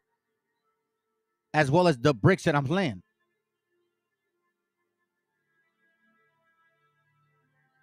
What do you mean the Most High is dealing with me? You see what I mean, family? Where did you guys get that 12 tribe chart doctrine from? But you don't doubt that the Most High is dealing with him? But you doubt that the Most High could be dealing with me? How so? So it came from one particular people, right? One person who influenced others. So the Most High dealt with him because he's black, but not with me because I'm so-called Hispanic or from Mexico. You see my gente? Out of the abundance of the heart, the mouth speaketh. People don't realize the stupid shit they say. And then when you pay attention to what they're really saying, it reveals itself the entire time. This person is a Negro. Hands down. Or you married one. Or your kids look like them. That's probably what you're mad. Or your wife is. And that's why you hopefully she's going to make it. A religious custom related to Mr. Long goes to corroborate the opinion that these people are Israel. Okay, let's continue. From his elevated position, he cries aloud to Wakanda, or or how do you say? Yahawakanda, like this. Isaiah chapter 58 and verse 1. Cry aloud, spare not, lift up thy voice like a trumpet, and show my people their transgressions, and the house of Jacob their sins. Like that.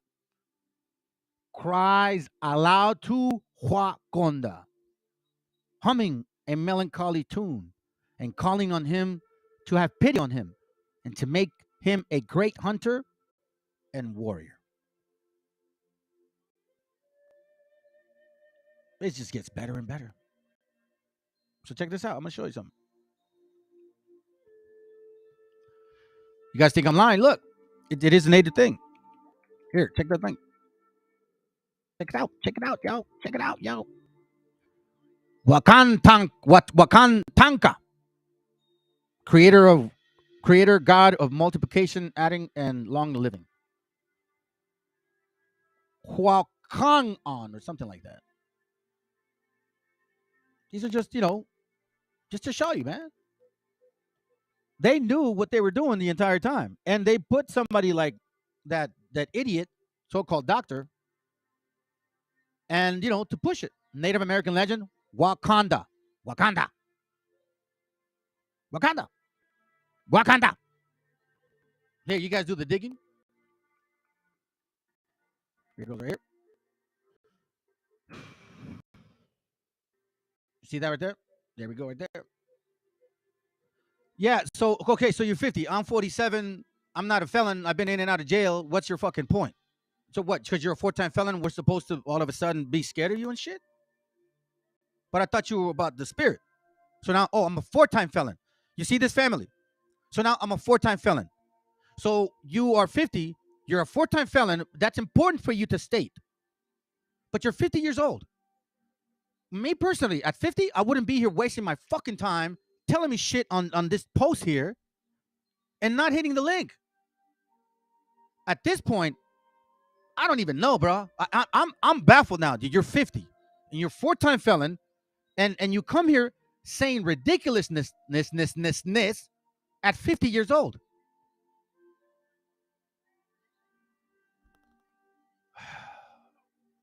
You just ignore. I just insulted you, man. Oh my God, bro. Wow. This is good, family. You see, I don't have to. They expose themselves. It's not me. It's them. It's completely them. Who's I'm not. Listen, okay, so let's listen to this real quick because we're about to finish up real quick. We're almost done. They were blue. They had superhuman strength. They came from the water on the backs of the whales. I struck down 3 of them. Blows that should have killed them, but they froze.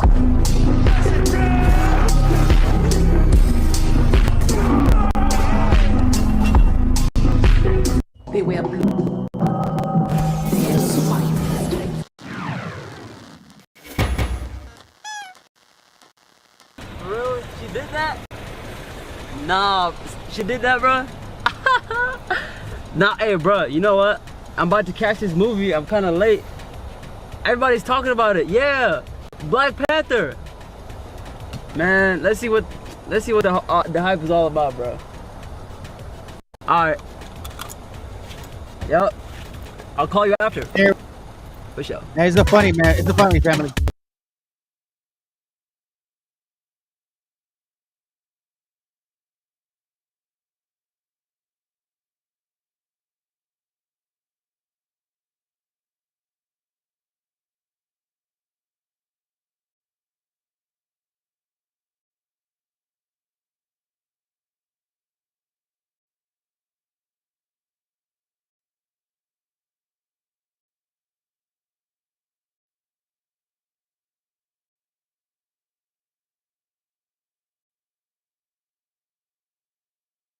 What up? What up? What up? What up? What up? What up? What up? Que alguien me explique. Buenas noches. What's up? What's up? What's up, brothers and sisters? What's going on? Buenas noches a todos.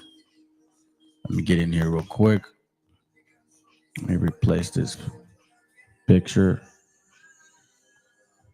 Oh yeah, let's see what we got. Bam. Okay. All right. Nobody said anything. Okay, so shalom, I guess, whatever. I'm gonna try to get through this quick. It's important. I didn't want to let this topic go for next weekend. As I'd end up probably trying to do something else and then not forget about the class. So, bienvenidos if you're new to this channel. MESHIACHA Chronicles. Yeah, that's right, bro. That's right, man. On your way to the concert. Yeah, that's right, brother. That's good, man. Enjoy yourself over there, man. Be safe. Be safe more than anything. First of all, make sure I make it home. Okay, let's get to it then. Listen, I'm gonna show you a video. I find it very interesting. We're gonna touch on this video, but I want to share something with you before we do, because you know how I go. All right, there were some things that were said yesterday, and I kind of went over. What land are you named? I kind of went over it in regards to people calling in, and a young lady, I guess you could say, she said some things that, as I was listening, very carefully, I wanted to make sure I didn't miss anything, and she said some things that really caught my attention. Oh, okay, cool. I got you, bro. I'll check it out.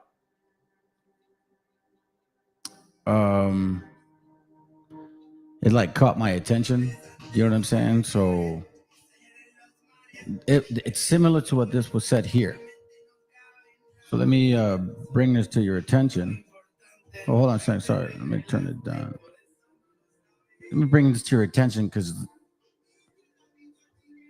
she said something in regards to melanin. It was very emphasized, right? So check this out. Let's check it out. Native to. If we even told you, you wouldn't understand. We know you guys are not from Turtle Island. Hey, bro, Turtle Island is melanated carbon ether beings. Okay, ether beings.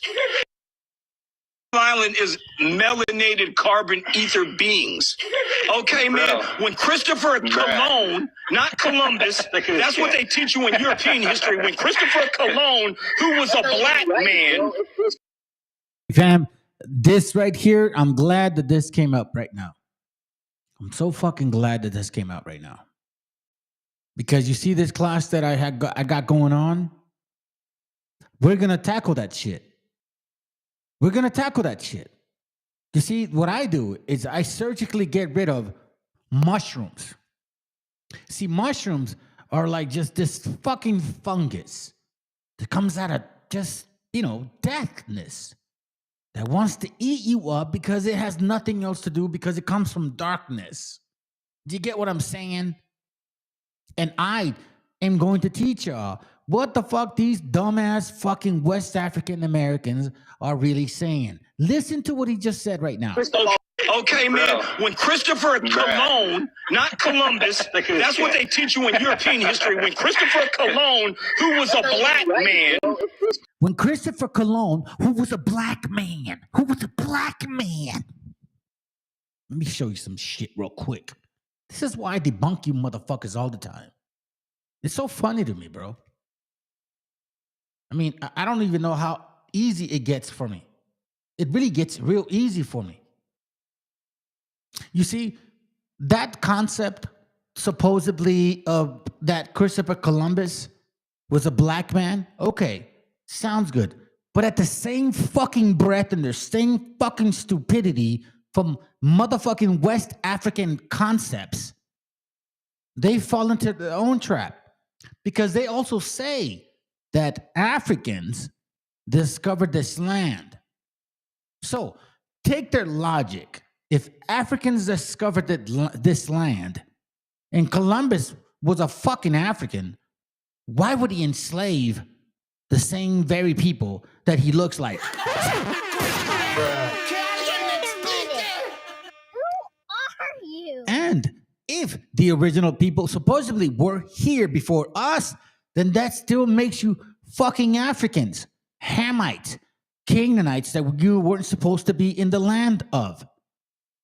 I mean, it just fathoms me. All of a sudden now, you just forget about all this shit. But let's continue.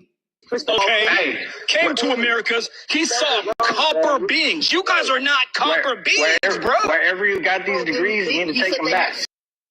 He says copper beings. See, so hold on. See, this is why I like to. Oh man, I like to destroy this stuff. I always do because I read. I always try to, at least. This is from. Oh, hold on, not this one. Hold on. I think it's not this book, not this thumbnail either. I think Samuel Morton. Hold on a second, family. Morton. Is this it? No, that's not the book.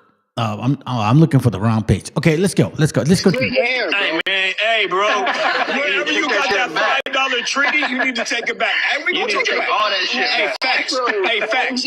That's right here. Crania Americana. Crania Americana. Crania Americana debunks this bullshit. He's like, oh, what about the copper color shit? Bro, we're sick of it, man. We're fucking over it, man. We just debunked it. We debunk it all the time. I mean, for real. Hold on, let me try to get to it real quick. Page 69, 81. Hold on a second. I'll do it quick. Just you guys don't even waste my time. I don't even want to waste my time on this shit. Hold on, fam. I'll do it quick. Hold on. Don't even trip. Crania. There it goes. What page is it on? Give me a moment real quick.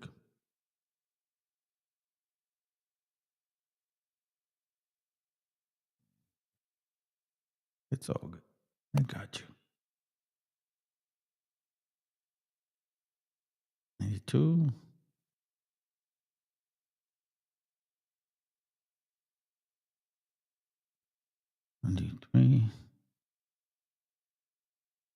Page 21. Page 7. 58. Page 87. Page 88.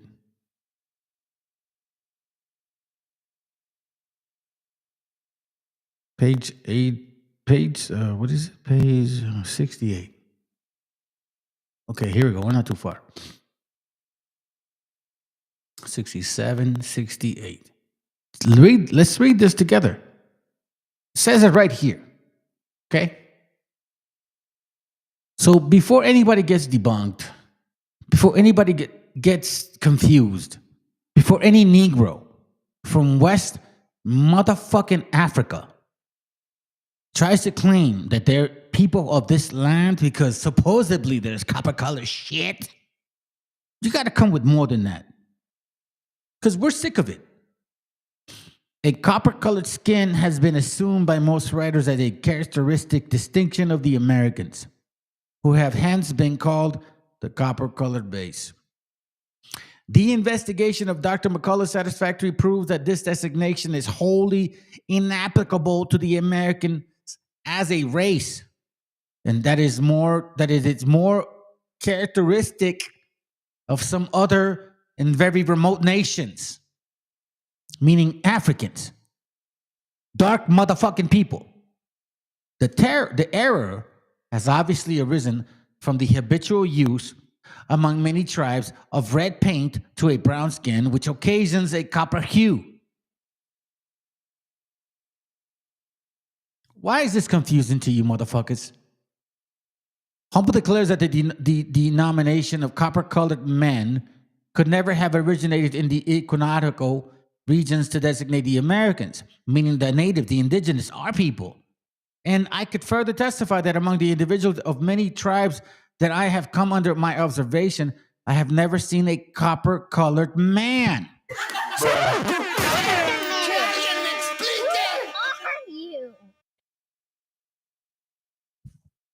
Do you read that shit? Like an actual copper-colored, like black, like Negro from Africa, which is what you wanted to me. We consider, therefore, says Dr. McCullough, that the color of the American Indians in general is brown, differing in intensity, meaning light brown, very light brown, or darker brown when it comes to being in the sun, with various tribes according to various localities. But it is almost impossible to say that the brown color principally resembles The cinnamon is, in my apprehension, the nearest approach to it. You guys never look like cinnamon. Y'all look black, unless you mix with the white people. And then you have those white girls. Then that you want to say that they supposedly are natives. You ain't fooling nobody. You're just like these Khazars, trying to steal a heritage that don't belong to you. Like they're over there in Gaza, doing the same motherfucking shit. The cinnamon is, in my apprehension, the nearest approach to it, though it's still too inaccurate to for general comparisons. I fully coincide in opinion with McCullough and believe with him that no epithet derivable from the color of skin so correctly designates the Americans collectively as that of a brown fucking race. So basically what they're saying is when they see a native, they don't really know what color we are because, we're light skin, dark skin, and all that shit. But when they see a motherfucking Negro, they know what color he is. When they see a Negro, West African, South African, mostly East African, sometimes North African, they can assume he's an African. But when they see a West African, that's a motherfucking Negro from West Africa. Stop trying to steal our heritage. Because I can debunk you all day. And you see, this is why I get sick of you guys talking shit to the brothers that I know. You guys are going to gangster channels talking shit to them. Because, they don't really study this stuff. Maybe that's what it is. But why don't you come to my fucking channel? Why don't you try to debunk my shit? ISUPK, General, your fat ass Johanna, Kaiser face, you know what I'm saying? I mean, come on, bro. Yeah, you guys been ignoring me for this long. I mean, come on. Eventually, we got to talk. You know what I'm saying? Like, I'm embarrassing you. Every single person that you sent to my channel, I fucking make sure that they got their ass in their tail. You know what that means? That means that they're like a dog. Agarran la pinche, that thing that hangs around their ass and just tucks it in. Everybody that comes to this channel eventually does that. Why? Because I don't lie to people. I fully coincide in opinion with Dr. McCullough, and believe with him that no epithet derivable from the color of his skin so correctly designates the Americans collectively as that of a brown race. Although the Americans, meaning natives, thus possess a pervading and characteristic complexion, there are occasional and very remarkable deviations, including all the tints from a decided white to an unequivocally black fucking skin. You see, and we look like that without mixing with white people. Yet you Negroes look like this when you mix with white people and you use this to claim that you're natives. We clearly understand that we didn't turn white because we mixed with these motherfucking Spaniards, because the Spaniards that came here in 1492 weren't necessarily white.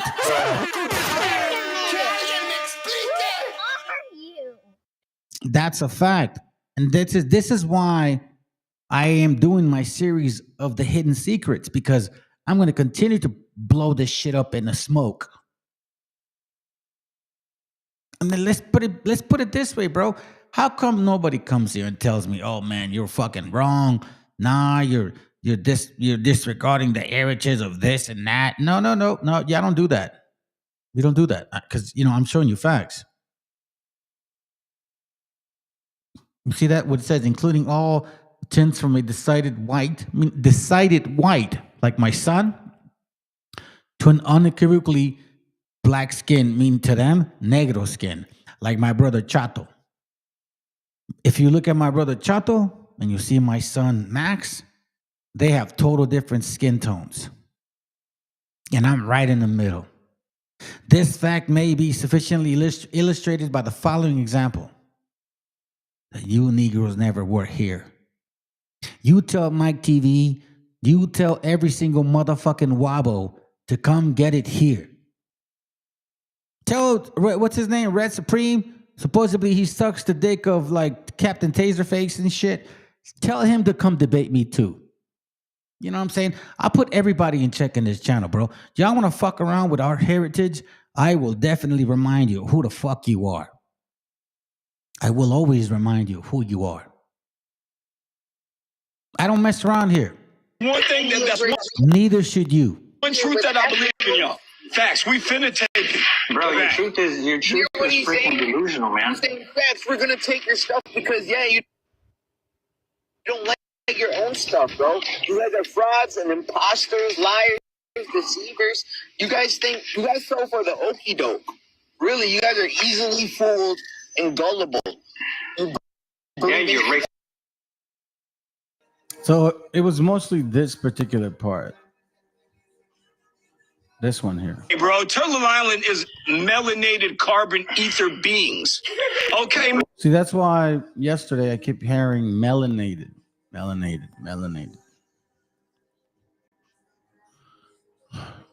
You know what? When I started bringing out some of these classes, This is an enslaved. what I had read in with regards to slavery, who was enslaved. You know what I'm saying? What kind of people were involved? A lot of you hated me for it. Some of you that are listening, and I can tell, you hated me for it before. Right? You know, eventually, man, if you stick to your guns of what you believe in, people may come around. Anyways, let's listen to this, okay? So here, this sister, she has a channel, and I haven't really looked into her channel too much, but I do like some of the material she shows. I've seen so far. Here we see, or at least we'll listen to, some particular person, native, I believe, passing as a so-called Negro. So that's why perception is reality. Unless you understand history, you're going to be fooled into believing that the word itself defines certain people. But at that time, the word itself was used in a very blurry way. So check this out. Woman named Fanny, and she escapes her Alabama slave owner. And so she's described in her runaway slave poster as, quote, as white as most white women, with straight light hair and blue eyes. He says that she can pass for white. She's practically indistinguishable physically from a white woman, and yet she's considered black and she's enslaved. So what separates her from white women?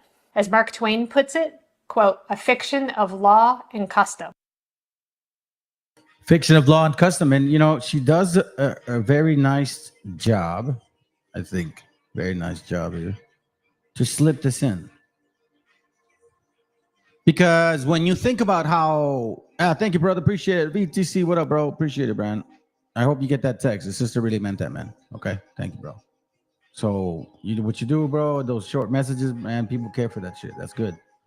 So as you can see, like if you compare her to a so-called Negro, of course you wouldn't say she's African American, but at the same time, when you compare them to British-looking people, she doesn't fit the script. So what other label? Again, I think there were laws by this time that were being passed that would not allow you to enslave natives after 1670 or 80. They were still being done, but they were a little bit more stricter. Prior to that, it was actually more towards us. Now, I find this very interesting, and here's the reason why. Because before I get into this other class, right? Before I get into this class right here,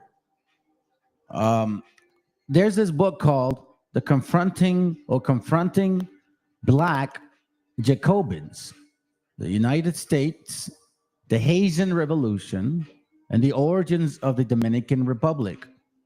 So now I have a brother, and I wish I could talk to you more, Guaracuya, because I know, you know, we miss each other sometimes and shit, you know, with your schedule. But brother is from the Dominican, right? And you guys have dealt with Asian people. And the particular person called yesterday, and she identified herself as that as well, with a little bit of Ethiopian. So I have had some understanding of Haitian history, not a lot, but as I'm listening, I'm at the same time remembering, like, damn, you know, I remember this book, and mind you, I was going to bring it up another time, but I figured let me bring it up now because a lot is said with regards to who the people are of the book, or what so-called history they have towards the actual book of life. So here we see black Jacobins hanging white folks. You see, we've been under the impression that this wasn't the case, right? That was the impression, that this wasn't the case. Now, here we see, matter of fact, the first page it says, lamentable, cried George Washington in response to what he had described in 1791 as the unfortunate insurrection of the Negroes in Hispaniola. The president of the fledgling nation was anxious. This is understandable, particularly given the huge population of sensitive, enslaved Africans that inhabited his own nation and the propensity of these bonded workers to unite across borders. Washington reflected mostly on a spirit of revolt among blacks. Now, here's what a lot of you people, and I'm going to say people and anybody specific, just saying people uneducated or ignorant to this. 1791, wrap your mind around this year. 13 colonies, okay? 1776, 1783, 1791, you start taking over lands that particularly pertain to Spain, where so-called Negroes were free, so-called free. Florida, Louisiana, all of those outskirts, excluding the territory of France. This was when, you know, the whole argument about not extending the 13 colonies past the French territory. That was the agreement prior to the French-American War. Here we see George Washington in the fear of, shit, we got some people that are within our so-called, that are becoming free, or at least dealing with others that may be potentially assisting in these cases. Now, we know this for a fact that even in that time that we're passing laws that were not allowing people that were native, Jews, black and white, or African American, so-called Negroes, or natives too, right? Not allowed to purchase Christians. And when they meant by Christian, they meant white folks.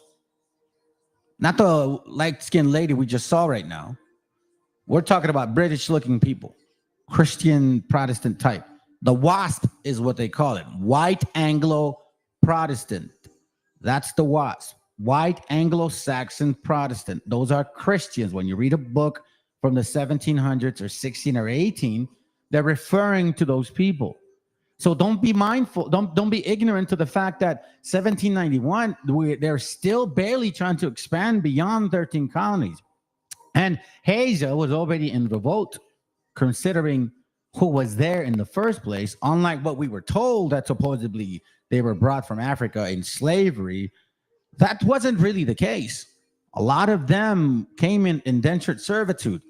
Those are facts. I'm not going to sit here and tell you otherwise. If you don't know that about your country, you should find that out more.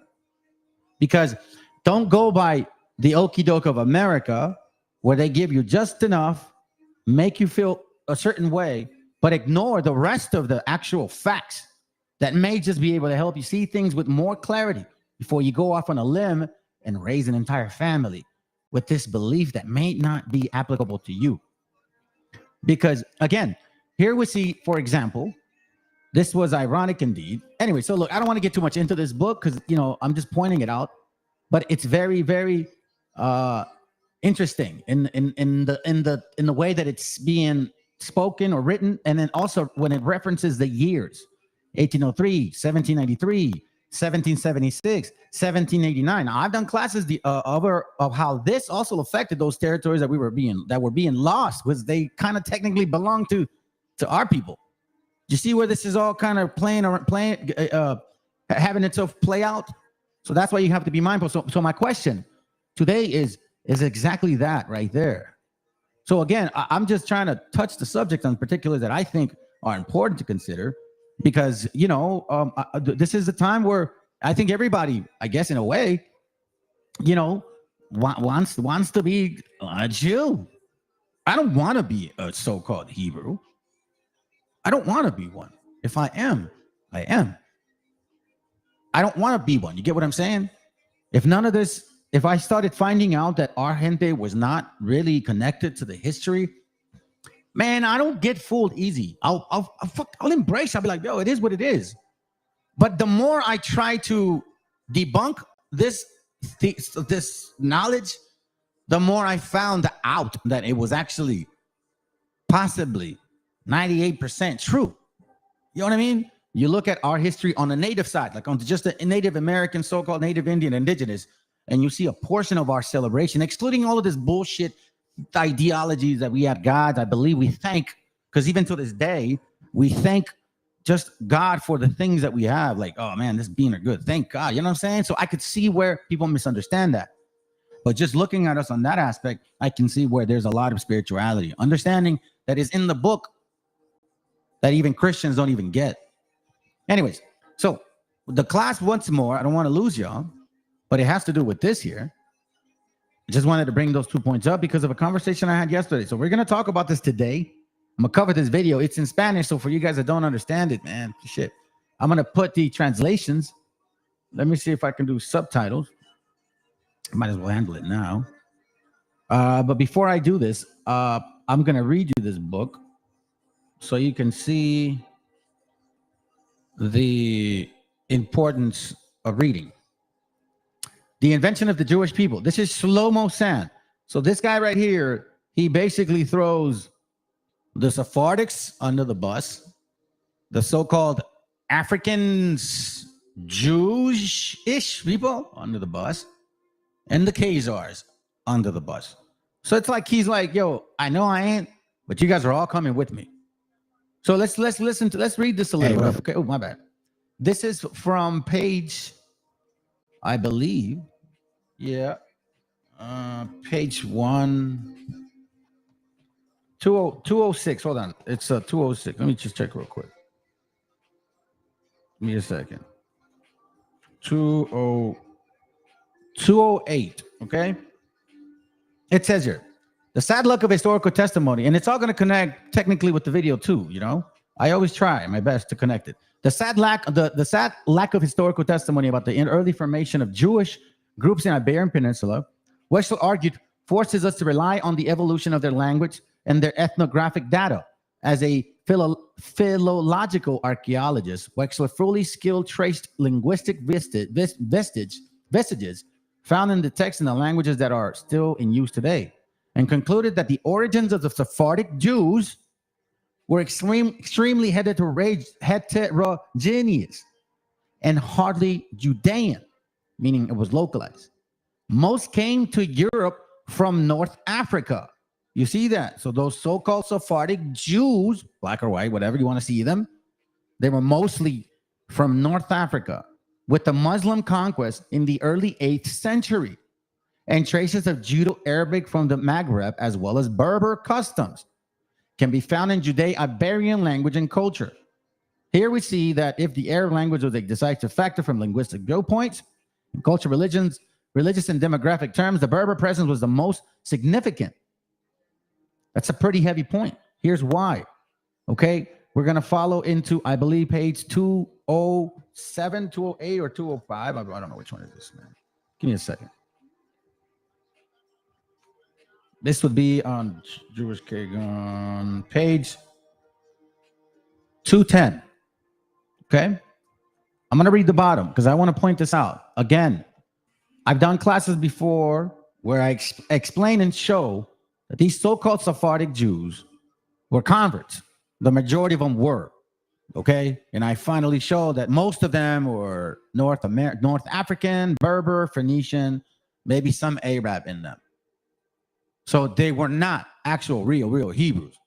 So that whole Jacobin concept picture that I showed you, you know what I mean? Like so-called Hebrews that they were converts too. You know, the BHI says that King James was, you know, one of those people, right? Well, he was a Saracen, North African. He was a convert too. So none of them were actual Hebrews.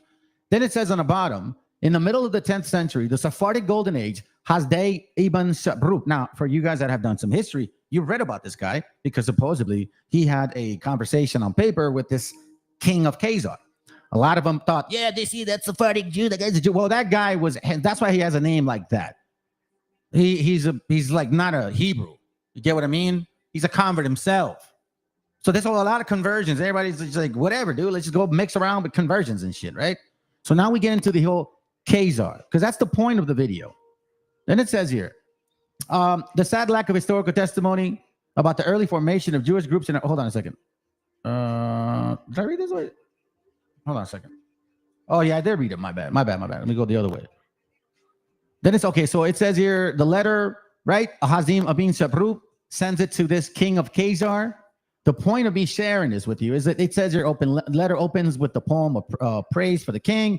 They're in communication, both officially converts. You know what I mean? Oh, that's gonna hurt. Now, on the bottom, it says Isaiah goes on to describe in detail of the difficulties entailed in dispatching the letter. So now it's like, they're in communication, what kingdom, who ruled, blah, blah, blah, blah, country, climate, all that BS. Okay? So now we continue to page 221. In the same book, Shlomo says this. Yehuda, or Yahweh, or Yahu, but see, but they added some weird shit. Halevi, noted in the Kazuri. Hold on, let me make it big. My bad, family. Yehudi have noted in the Kazuri that the Khazars converted in 740 CE. Remember the letters between those two dummies? Okay, but the date may not be correct. The Christian documents written circa 864 CE. So it's saying like not really in a 740, more like an 860 AD, 800, almost 900 years after the Mashiach. Okay, keep that in mind. In distant Western France, stated that all the Khazari obey the precepts of Judaism. Ism, like Ish. At some stage between the mid-8th and 9th centuries, the Khazars adopted Hold on a second here. Let me slow down a bit. The Khazars adopted. Not rooted out of their DNA. This is not a custom of theirs. So they took it upon themselves to pick up a Jewish custom of monotheism as their particular faith and riot. Now, I want to point this out. I didn't want to read all this, but I'm going to have to because it gets to the point of what the video is. And it is reasonable to assume that this was not a miraculous single act, but a long process, basically saying the conversion, it wasn't just over one night. Several years later, even King Joseph's questionable letter describes the conversion in occurring in stages. King Balaam, then it becomes the Moses and Obadiah, blah, blah, blah, blah. But here's where we see the real spirit of these people, the synagogue of Satan, those that claim they are Jews and are not, right? We see it right here. Built synagogues and seminaries and adopted the Mishnah and Talmud. Okay? The Mishnah and Talmud. Don't forget that. If the 19th century scholars were doubtful about the conversion of the Khazar kingdom, today it is not in dispute. We see this, the spreading reached the Caucasus, Volga, Don, all of that, Russia. You know what I'm saying? That's really where these guys are from. Let's be real about this, because you guys are murdering people in the name of the Most High, claiming to because you're supposedly Hebrews. I'm not going around doing that to people. I'm just saying this is what I found about myself. My DNA even puts me there. I'm not going around killing people because that's not our job. Anyways, let's go on to the next page. We're almost over this. 239. Let's continue with this. He says, now this is in regards to the writer Kostler. He wrote the book, The 13 Tribes. Let me read from there. It says, one of the impulses that prompted him to write The 13 Tribes was his determination to defeat, while he still could, Hitler's heritage in the world, he wrote. Watch this. The large majority of surviving Jews in the world is of Eastern European, and thus perhaps mainly of Khazar origin. Oh, that's gonna hurt. If so, this would mean that their ancestors came not from the Jordan, but from the Volga, not from Canaan, which means the land that they stole, but from the Caucasus. So these guys are Chiwiwis, just in a lighter shade of brown. Oh my God. Oh, that's gonna hurt. Then it says you're once believed to be the cradle of an Aryan race, and genetically they are more closely related to the Han, Uighur, and Magyar tribes than the seed of Abraham, Isaac, and Jacob. Gotcha, bitch. Should this turn out to be the case, then the term anti-Semitism would become void of meaning. I already proved it. Can't call me anti-Semite because I'm a Semite. So, bam! Anyways, Kostler was not certain in the 1970s whether the non-Ashkenazi Jews were descendants of Judean, and if the case of conversion was an exception in the Jewish history. Nor did he understand that this battle against anti-Semitic racism might deal a mortal blow to Zionism's principal imagery. Very true. You're killing people in the name of God, supposedly of a heritage that is not yours. I'm aware of the danger that it may be maliciously misinterpreted as a denial of the state of Israel's right to exist. But that right is not based on hypothetical origin of the Jewish people. Then it says, nor on the mythological covenant of Abraham with God. It is based on the international law, an example in the United Nations decision in 1947. Whatever the Israeli citizens' racial origins and whatever illusions they entertain about them, their state exists de jure and de facto and cannot be undone except by genocide. So basically that, just like, what's his name? What's the guy's name? Chomsky. Based on today's society, he's a Jew no matter what. And you can't do nothing about it. Let's finish it off with this. At least look. Today, the descendants of the Jews of Yiddish land live mainly in the United States in Israel. You see now why there's so much push from this country over there? The remains of millions of others are buried beneath the slaughterhouse, blah, blah, blah, whatever. Let me go back. Life lived in Yiddish land before the vicious massacre. Okay, let me go back. Second paragraph. Like the absence of costly archaeological explorations in southern Russia and the Ukraine to uncover the remains of Khazaria, the absence of sociological, linguistic, and ethnographic studies about long-standing ways of life in the tall nets of Poland and Lithuania. Here's my point here. It says here, no one wants to go looking under stones when venomous scorpions might be lurking beneath them. It's like, if you have something to hide, you're not going to go dig about it. You know what I'm saying? Waiting to attack the self-image of the existing ethnos, meaning the ethnicity, right, in its territorial ambition. Basically saying that you that are claiming to be somebody, you're not going to actually go up and look for certain things because you're too afraid of maybe a venomous scorpion biting your ass. It says here, on the contrary, right, it says waiting to attack the self-image of existing ethnicity and its territorial ambitions.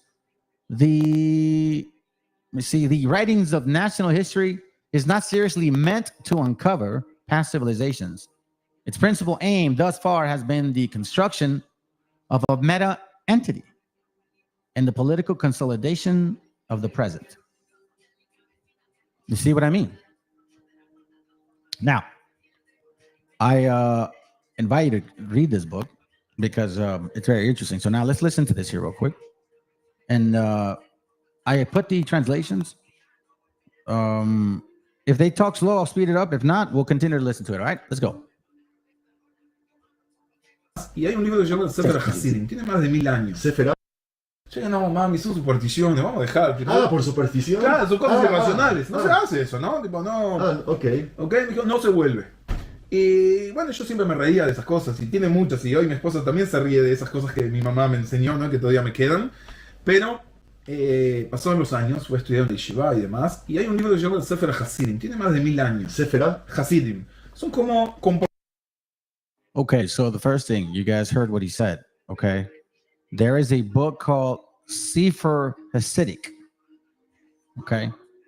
In case you don't know what that is, let me just show you real quick, okay? Real quick explanation to a Sefer Hasidic. The Sefer Hasidic is what I've shared with y'all in other classes. It's basically the Sifrat, okay? That's what it means. This is not biblical, family. Now, it is biblical in Revelations, but it's not something we're supposed to do. Now, that's why I brought that book out in regards to the conversion of certain people, because if it's not your book, you are going to dabble in a lot of different things that are not pertaining to. That's why the Bible in Deuteronomy, in Matthew, and in Revelation, it says, do not add or change anything.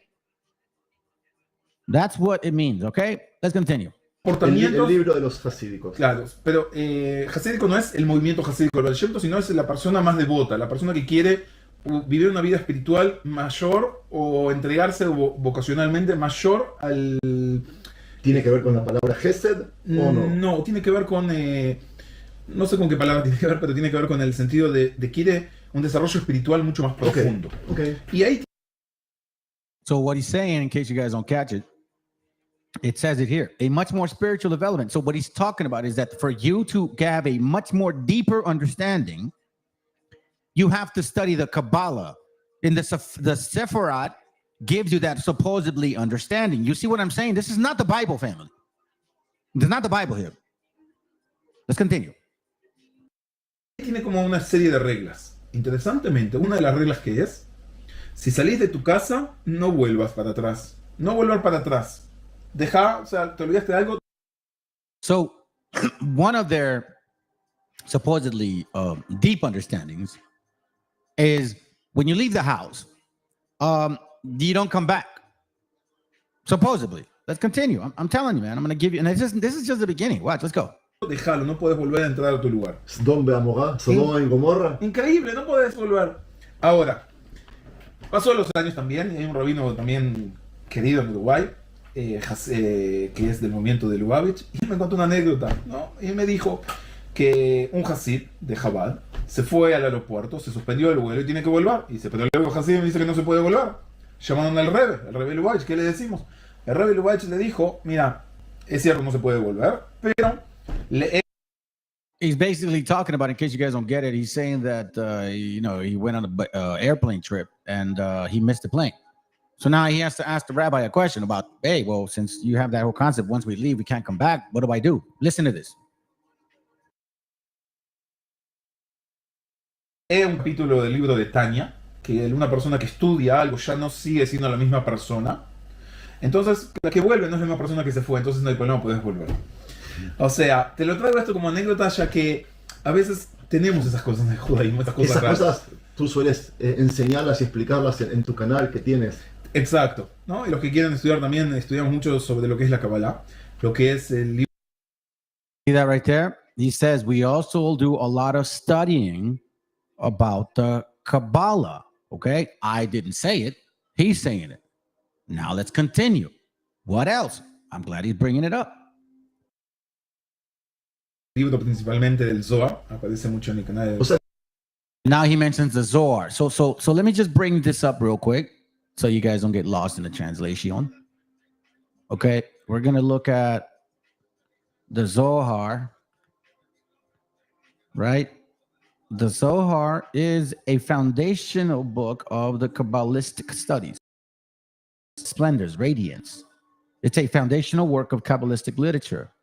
All right, supposedly, it's the mystical aspect of the Torah. I don't know what the hell that means by that. But again, add and take away from here. I'll give you some scriptural stuff real quick because, hey, it's, you know what, it's right here. Look, oh man, thank you, Father. Thank you very much. Deuteronomy 4:2, ye shall not add to the word which I command you, and ye shall not take from it. Keep the commandments of the Lord our God, all that I command you this day. This, remember, we're talking about people that has converted in 700, 800. Well, there was other people converting, but this is when things really got wicked.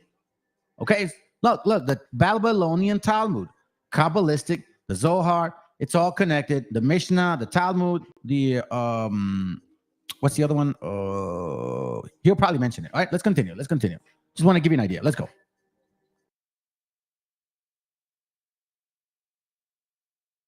Tú enseñas Kabbalah y enseñas mística en español, supongo, acá en Israel o en todo el mundo. Sorry that I'm pausing, but listen, he said mysticism, okay? Check this out. O sea que tú enseñas Kabbalah y enseñas mística en... So basically in your channel, you teach Kabbalah and you teach mysticism. Mysticism.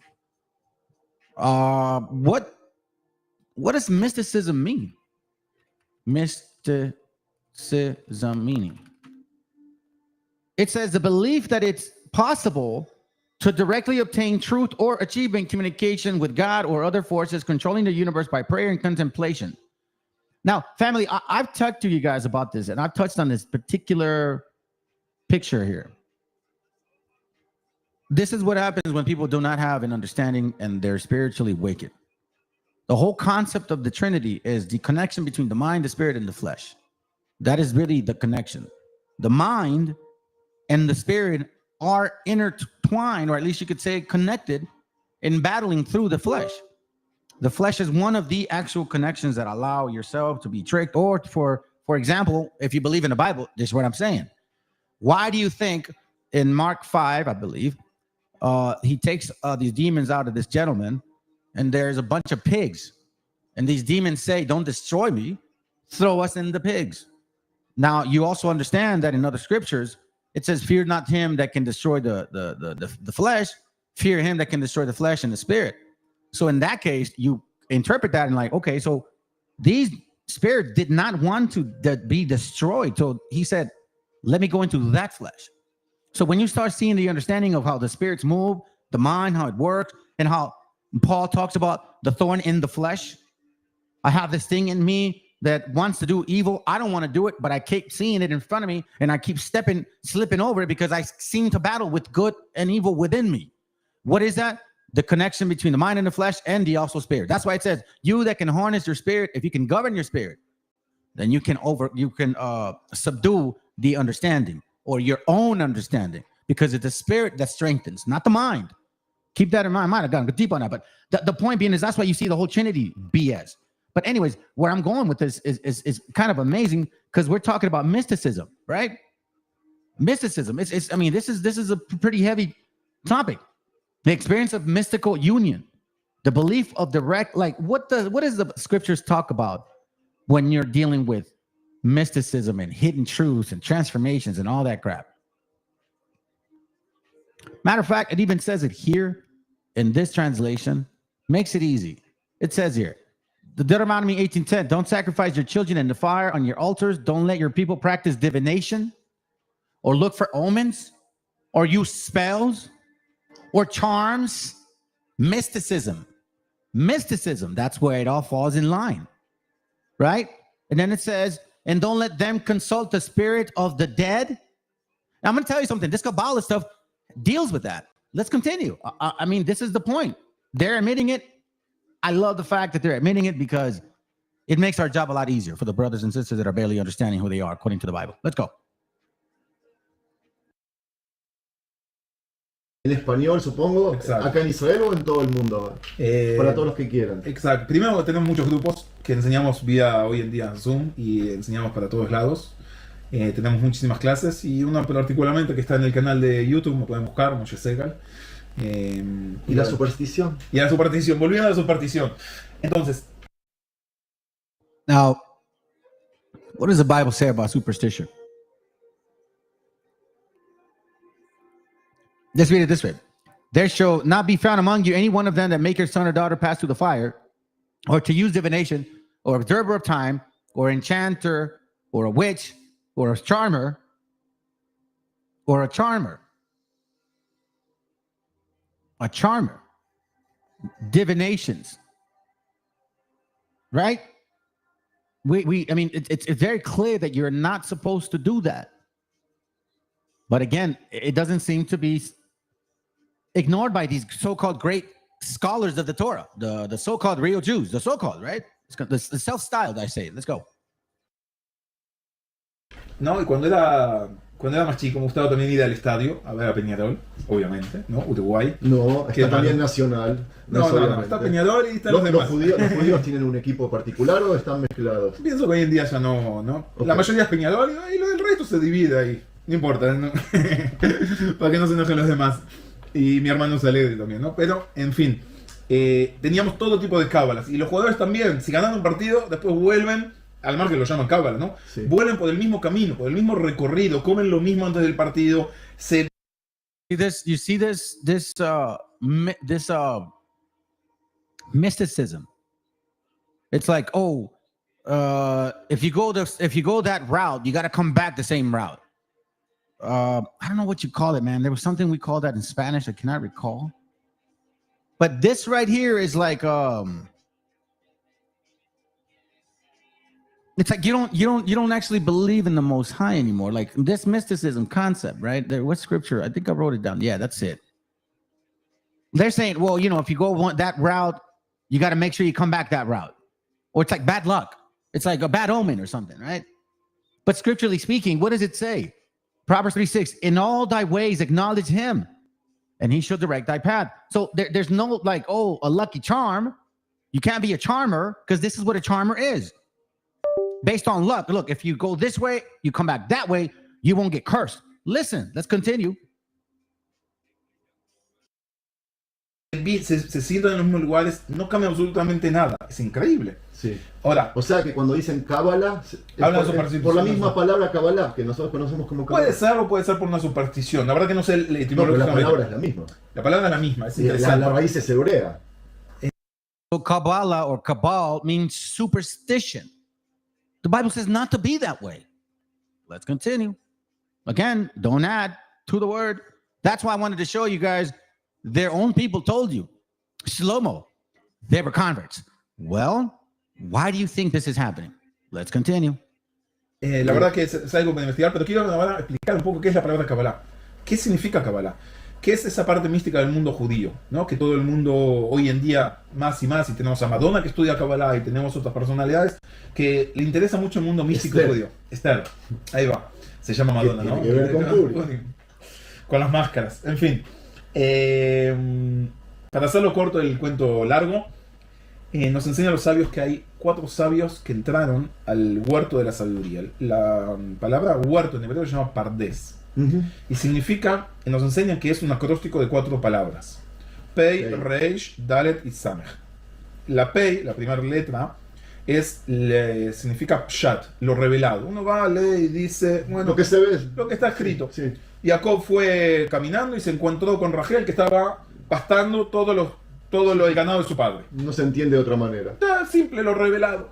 Después viene el remes, lo que está insinuado. Sí. No está escrito, pero yo lo entiendo. Por ejemplo, interpretación. Es lo que entiendo. Por ejemplo, si está escrito, Rachel estaba pastando todo el ganado de su padre, quiere decir que su padre no era un gran terrateniente. Porque una niña, ¿cuánto ganado puede tener? Ok, entiendo. Entonces, es un secreto. Si es algo que no se cuenta, porque si yo te lo cuento, deja de ser un secreto. Ya lo sabemos nosotros dos. Dice, el secreto de la Torah es saber que la Torah habla de vos. Que hay un lenguaje y una manifestación espiritual dentro de que te dice cómo ir creciendo, siendo mejor persona, evolucionando en la vida como pueblo, como persona, como humanidad, como todo. Pero habla cada uno individualmente. Dice, ¿cómo descodifico ese lenguaje? Y acá viene la palabra Kabbalah. Kabbalah viene del lenguaje de la palabra, de la raíz lekabel, que significa recibir. Pero para nosotros entender también el origen de las palabras, buscamos la primera vez que aparece en la Torah. La primera vez que aparece en la Torah aparece con el lenguaje de Makbil, que es algo paralelo. Here, he's getting into some little details. Let me kind of get ahead because he's going to talk about particular traditions right around, I think right here. Let's go. Y eso es un mekubal. Por eso están los que estudian la Kabbalah y están los que traen grandes enseñanzas. Oye, superstición. 2 horas de viaje. Ahora, él quiere hablar cosas puntuales. Superstition. He's like, what about the superstition? Let's get to the superstition. Okay, here we go, family. Right now it's going to get interesting because he's going to talk about certain things that are actually shown here. Hold on.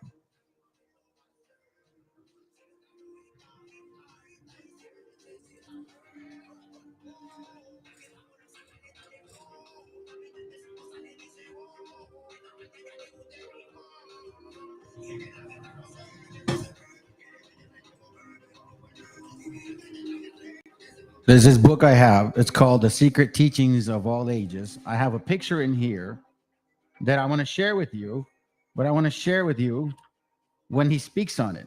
This is very interesting that it's in this book. And it's very clear based on the information that we find that it's all based on Ensoft. And at the end of the day, they're worshiping Baphomet. Helena Blavatsky talked about that. You can't have the Talmud, the Kabbalah without the Baphomet. Seriously, or Freemasonry. Let's continue. Como por ejemplo lo que se usa como amuletos, lo que se usa magia judía, brujería, todo ese tipo de cosas. Hay gente que hace esas cosas. Hay gente, mira, lo que se usa como amuletos, lo que se usa magia judía. You guys hear what he just said? They use amulets. What else? Brujería. Magic. Witchcraft. Wow, bro. Wait a minute. Who are you? I mean, if you just stay here, you're basically told the abominable practices. They should not be doing that, right? Deuteronomy 18:10.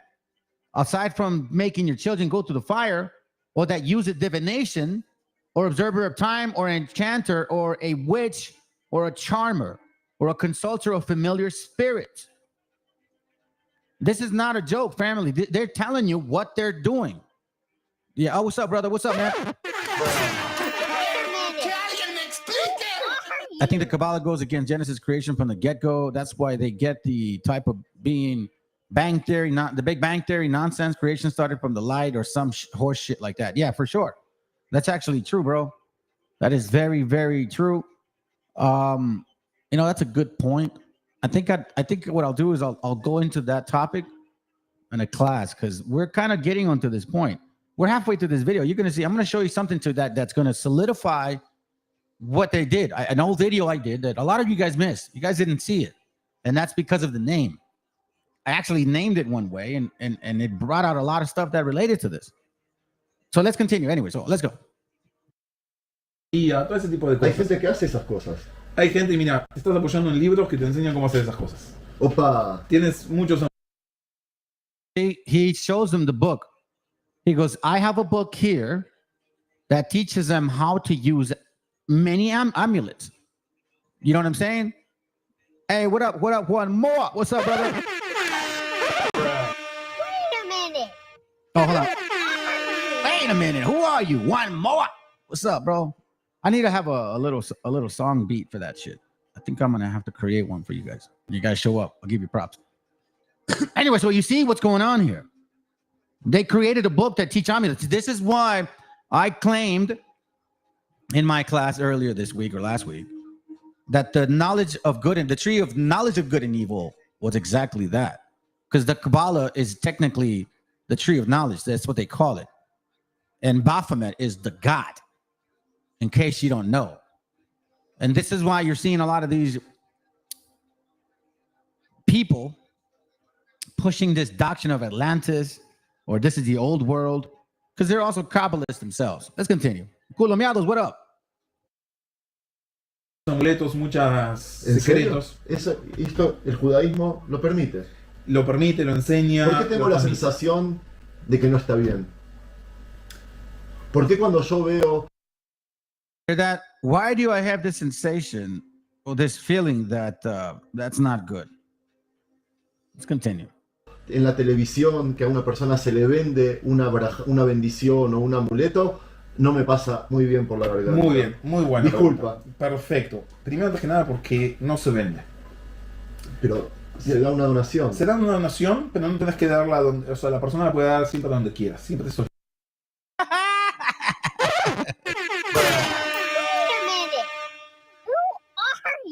It says it's not bad as long as you give it as a gift. If you don't sell it. Libre. Okay. Cuando hacemos un intercambio, siempre hay un intercambio de energía. Pero antes de llegar al pago y todo ese tema, quiero hablarte antes de qué significa. Por ejemplo, un amuleto. Yo estoy seguro que a tus hijos les deseas lo mejor, ¿cierto? Sí. Y 24 horas por día, 365 días al día. Sí. Ahora, pero estás haciendo los videos, y no siempre estás consciente de eso, por más que es tu sentimiento diario, ¿correcto? Sí. Imagínate que en vez de eso nosotros agarramos... Me voy a dar cargos de conciencia ahora. Y lo escribimos en un papel o en determinadas formas, lo escribimos de una forma abreviada, para que tú lo puedas llevar contigo. ¿Qué escribimos? See what I'm saying, family? They think wisdom of the world brings salvation. I forgot what it's named. Salvation from the enlightenment, wisdom, knowledge, humanity, which reached the stars. Yeah, it's a matter of fact, the class on the video I'm going to show next is pertaining to that. Check this out. This is interesting. He's talking about how, well, in the way that we use it in amulet, it's like if you know how you're always thinking of something or somebody or well-being of your family. Well, if you write it down on a piece of paper and you put in a little thing and you give it to them or you carry it around, that's where you kind of bless that person with that. That's like having the fucking cross. How is that any different than people that have the cross in their necklace? How is that any different than somebody walking around with a rabbit's foot? Do you see where this is going? This is a rabbi teaching on YouTube this stuff, and people don't realize that they're learning Kabbalah stuff. Let's continue. ese pedido, que tus hijos estén sanos, que tus hijos vayan bien y demás. ¿Y qué hacemos? Lo escribimos en un papelito. Sí. Y ese papelito lo llevas contigo constantemente unido a ti. Es como si estuvieses rezando y pidiendo todo el día eso. Eso es un amuleto en el judaísmo. En el J-ism, that's an amulet. You can write down the well-being. It's like, oh, I love you, babe. Write it down, put it in a little necklace. Oh my God, my love goes with you. How is that not wicked as hell? Here, hold up.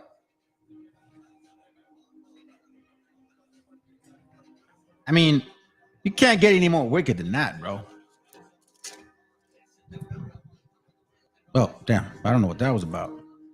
So I was like, oh, damn, they disconnected the line. It was funny. Check this out, family. Let me give you guys some scriptures real quick. See this one. I haven't seen this in a long time. It says Isaiah 15. What is Isaiah 15? No, it's not the right one. Because there's not a verse in there. Interesting. 1 Samuel 28, 6-9. Let me see if I can find this one. I'm trying to look for one that nah, man, I thought I wrote it down. Anyways, I thought I wrote it down. I kind of wanted to show you something else, but you look, it's to me, isn't that the same thing? Like a charm? For example, if you look up the word charm, right? I'll show you real quick. Charm, amulet. That's what it is. Look. How is this any different than Christianity? See? Un talismán. Charms. You see this?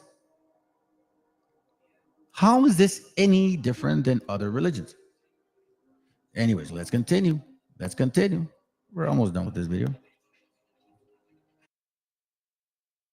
Lo que utiliza es agarrar distintas palabras, distintas frases, distintas brajot, bendiciones que usaban nuestros sabios ya en la Torá, en el Tanaj, Tfilot. Por ejemplo, una de las Tfilot más conocidas es la Tfilá que hace la mamá de Shmuel por su hijo. Sí. Esa es la primera Tfilá. Se pensaron que estaba borracha. Exacto. Con el no fue cerca. Exacto. No sé si conocen el cuento, pero la mamá de Shmuel no podía tener hijos. Haná. Y ella va donde estaba el tabernáculo, que estaba en la ciudad de Shiloh, en el asentamiento de Shiloh, que queda acá cerca a propósito. Y lloraba en la entrada. Y no, se acercó directo, ¿no? Y vino el profeta Elías. ¿Qué haces? ¿Por qué? De ella aprendemos mucho al margen, ¿no? Que es una mujer que nos dejó muchísimas enseñanzas. ¿Vive? Obviamente hay técnicas, nos enseñan los sabios que mejor si usamos nombres sagrados, nombres divinos. ¿Qué son los nombres divinos? Podríamos hacer otra charla. Nombres de ángeles, como lo vemos en la Torá, lo vemos en el Tanaj, lo vemos en distintas literatura. Y utilizamos todos esos nombres para que ese pedido llegue al cielo y se pueda manifestar en la tierra. Eso es un amuleto. Eso es una kamea, lo que se llama. Sí. Tengo aquí uno de los libros del Rav Kaduri. El Rav Kaduri es uno de los... Pay attention to this. Here it goes right here, okay? Check it out. Sejón Librajá, ¿no? Uno de los... se lo llamaba el anciano cabalista, de su gran sabiduría, también por su edad. El grande de la generación, ¿no? En el cual las personas iban y pedían, y realmente veían cosas. Y si te fijas en lo que escribía, era distintas formas de pedir o de generar que se forme un pedido para que se pueda manifestar esa necesidad que se estaba teniendo. Todo, cuando nosotros tenemos una necesidad, lo que estamos generando es un espacio para que pueda caer esa luz en el mundo. Ya sea hoy en día la paz, ya sea en día hoy la necesidad de comer, ya sea el bienestar de nuestros hijos. Y lo que queremos hacer es que eso nos acompañe constantemente. Y eso tiene fuerza. Y eso tiene energía. Fuerza. Y eso tiene energía. Y eso es lo que nos enseña el judaísmo. Que todo lo que uno hace, en todo momento, genera y plasma una energía. El hablar bien o el hablar mal. You see this now? Do you understand the whole concept of self? The Kabbalah teaches you are your own creator. That's how you connect with the Most High. You connect with him, you create, you manifest. That's the whole teaching. The emerald tablets thought, they're trying to make him like the Mashiach now. They want to claim that he was Quetzalcoatl. Idiots. But anyways, that's the side point. Now he's gonna get into this dude and what he get. Now you guys saw the earlier drawings, right? Let's look at this again because I'm gonna show you in this video. I'm gonna show why he was doing that. Okay, let's go. Generación, ¿no? En el cual las personas iban And also in the video, I'm gonna also prove that BHI's Big Daddy Kane was a pillar of this. Look, you see, oh, there it goes right there. You see that right there? That is what I wanted to show you. So in this book here of Manly Hall, we see the same thing. The emblematic hands of mysteries. This is from Manly P. Hall. The book is called The Secret Teachings of All Ages. Got a bunch of stuff in here, but I'm going to let the video show you. It says a hand covered with numerous symbols was extended to the neophytes when they entered into the temple of wisdom. At an understanding of the embossed upon the surface of the hand brought with it divine power and regeneration. Once more, or therefore, by means of these symbolic hands, the candidate was said to have been raised from the dead. So listen to this, and I'm going to continue reading a little bit more. Watch. Y pedían, y realmente veían cosas, y si te fijas en lo que escribía, era distintas formas de pedir o de generar que se forme. That right there is a big piece of this puzzle. Again, in this channel, I'm going after both Revelation 2:9 and Revelation 3:9. And I constantly point out who those two people are. And now you're going to see in the video coming up who uses this. It's two of the same people working together. One finances movies, the other one's like to act it. Where do you think the whole concept of Willie Lynch letter came from? Why do you think they used it in a movie who was financed by these very same people and acted by the other Revelation 3:9s?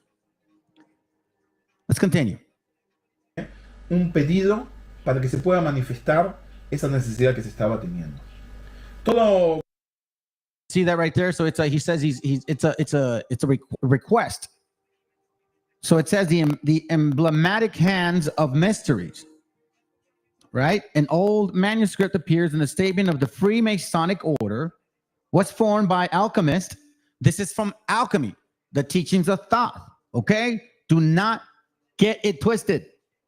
It says here, protect their secret. Hold on a second. Alchemists and hermetic philosophers who had banded themselves together to protect their secrets against the infamous methods used by avaricious persons to wring from them the secrets of gold making. You see what I mean? Now, when they're talking about gold making, they're not talking about spiritual fire, physical. So anyways, this is where you see that concept, the table of wisdom, understanding embossed, surface in the hands brought with divine power and regeneration, right? Divine power, in this case, they were praying for it. Let's continue.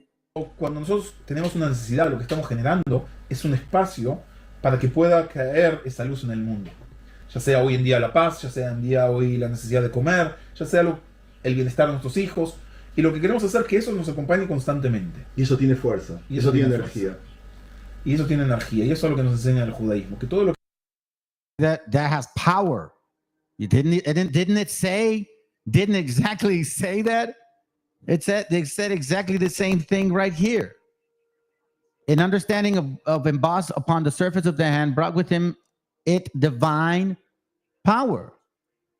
He says energy, but it's the same shit. Tomato. Cilantro. Let's go.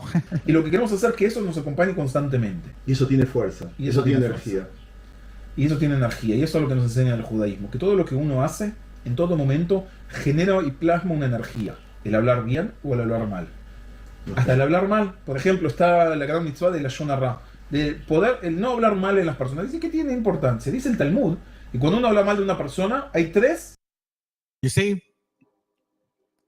Have you guys noticed that do they have the Bible in their hands at all? Out of all those books, there's no Bible. But tons of Talmudic documents, tons of Kabbalistic books with a bunch of philosophies, theories, illuminary ideologies, how to manifest or use or take advantage of amulets, basically power and magic, how can I say this? How to control demons. I mean, let's just be frank. ¿Qué se afecta? ¿El que habla mal? Sí. ¿El que escucha que habla mal? Y la tercera persona. ¿Pero qué tiene? O sea, hablamos, son palabras. No, las palabras tienen energía. Las palabras tienen potencia, para bien y para mal. Dice el Rav Kook que nosotros pedimos todo el tiempo por la redención y por la resucitación de los muertos. Y se dice bien el Rav Kook que dice, you see that? What did he just say? It's for the outcome of the dead, right? He says for the resurrection. Check this out. Para bien y para mal. Dice el Rav Kook que nosotros pedimos todo el tiempo por la redención y por la resucitación de los muertos. The redemption and for the outcome of the dead. What did it say right there? Once again, an understanding of the embossed upon the surface of the hand brought within divine powers and regeneration. Redemption of the dead. Let's continue. Y se dice bien el Rav Kook que dice, no pienses muy lejos. Simplemente cuando vos ves a una persona que está triste o que está mal y venís y le levantás el ánimo, eso es la resurrección de los muertos. Le diste vida, lo llenaste nuevamente, le diste una alegría. O sea, no hay que pensar, bueno, dentro de cuando venga el Mashiach, no, hoy tenés que trabajar. Hoy tenés que hacer y plasmar y cambiar el mundo para que sea algo mejor. Entonces lo que nosotros hacemos es generar esas fuerzas o esas energías o intentar plasmar el... See how he's talking? To generate those forces, those energies. Right? Right. Hey, the Khazar has a whole library of bullshit. Hold on a second. I can always get at the end. Come on. Fuck that puto. My mom listened to the channel one time. She's like, you said that? I was like, no, Mom, that was the button. I accidentally hit it. Anyways, let's continue. Ese pedido en la realidad, ya sea con un rezo, ya sea escribiéndolo, ya sea haciendo otro tipo de cosas que traigan y muevan otros tipos de energías. Y eso es en resumen, hay mucho más. De la superstición.